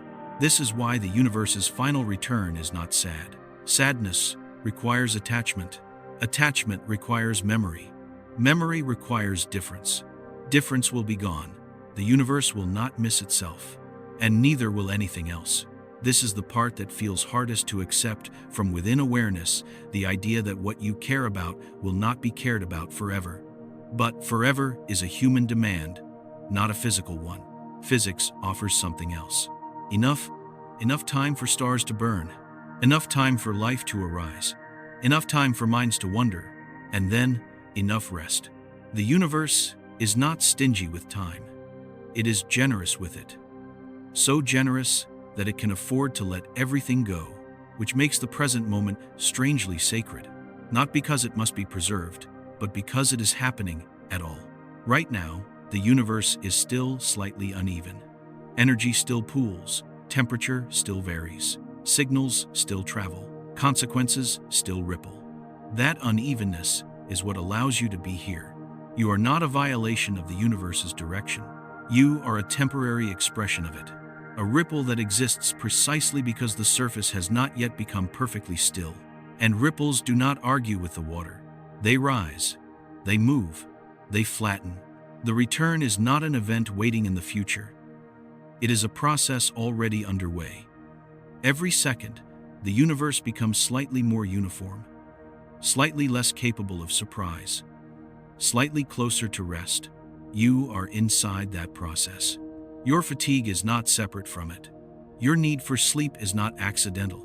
Your moments of stillness are not escapes. They are local reflections of a global tendency. The universe is not trying to hurry you toward rest. It is not impatient. It does not push. It simply allows the slope to do its work. And slopes do not need force. They only need time. This is why the final return does not feel like loss when you touch its edges now. In moments of deep quiet, when effort dissolves and awareness softens, there is no sense of tragedy. There is only a gentle absence of demand. Nothing needs to be fixed. Nothing needs to be understood. Nothing needs to continue. This is not the end of meaning. It is the end of needing meaning, and that is a profound difference. Which leaves us here, at the edge of the last chapter, with no conclusion to announce, only a final opening. If the universe is returning not to nothing, but to sufficiency, if awareness fades not because it fails, but because it is no longer needed, then perhaps the deepest act of intelligence is not to cling to wakefulness, but to recognize when rest has become the most natural thing in existence. And as that recognition settles not as a thought, but as a feeling, what happens if you stop trying to stay awake inside it, and simply allow the universe to keep doing what it has always been doing, bringing everything, patiently, back to rest? There is no final sentence the universe needs to speak. It has already said everything it needed to say through motion, through heat, through light, through the brief and fragile appearance of awareness itself. Nothing remains unfinished. Nothing waits for commentary. What comes after is not silence replacing sound. It is the absence of contrast that once made sound noticeable. The universe does not turn the lights off. It allows the need for light to disappear. In its deepest rest, nothing collapses. Nothing breaks. Nothing fades in a way that could be marked as an event. The idea of an event dissolves first. Without difference, nothing stands out enough to be called happening. Existence continues, but without emphasis. This is difficult to hold in the mind, because the mind itself depends on emphasis. Thought is contrast arranged in time. Attention is selection. Identity is the habit of drawing a circle around certain patterns and calling them me. When selection ends, thought ends. When circles dissolve, identity dissolves. When contrast fades, awareness no longer forms, not because it is taken away, but because it has nowhere left to land. This is not annihilation. It is completion without witness. The universe does not need to experience its own rest, for that rest to be real. Experience was a temporary arrangement, not a requirement. A phase where conditions briefly allowed noticing to happen. That phase has been extraordinary, and it has been enough. Nothing in physics demands that experience be eternal. Permanence is not a law. It is a preference we developed while living inside gradients that still supported wanting. As those gradients thin, preference thins with them. The universe is not losing anything it needs. It is shedding what it no longer requires. And shedding, when done slowly enough, does not hurt. Think of the deepest sleep you have ever known. Not the sleep filled with images or dreams, but the kind where there is no gap, no darkness, no awareness of having slept at all. From the inside, it does not feel like absence. It feels like nothing needing to be felt. The universe's final rest may be like that, not an experience, but the end of needing experience. No memory of falling asleep, no sense of time passing, no one left to ask what came after. Just existence, evenly spread, without urgency. From here, there is nothing more to explain. Explanation itself belongs to a world where differences still matter, where questions still arise, where answers can still change something. That world is already fading, gently, everywhere. Stars will finish burning, particles will finish drifting, fields will finish smoothing, and awareness, having done what it could while conditions allowed, will finish arising, not in a moment, not in fear, not in loss, but in the quietest way possible, by no longer needing to happen. Right now, though, you are still here. Difference still exists. Warmth still contrasts with cool. Sound still separates from silence. Thought still lifts briefly from background. This moment belongs to that narrow window where the universe is still uneven enough to notice itself. You are part of that noticing, and you do not need to do anything with it. No conclusion is required. No meaning needs to be extracted. No lesson must be carried forward. The universe is not asking you to remember it. It is only allowing you to be present while presence is still possible. As your thoughts slow, as attention softens, as the need to follow each idea dissolves, you are not moving away from reality. You are moving closer to its most stable form. Close your eyes now, if they are not already closed. Nothing needs to be understood. Nothing needs to be held. The universe is still turning, still cooling, still smoothing itself out. And for now, just for now, you are allowed to rest inside that motion, without resisting it, without naming it, without staying awake for it.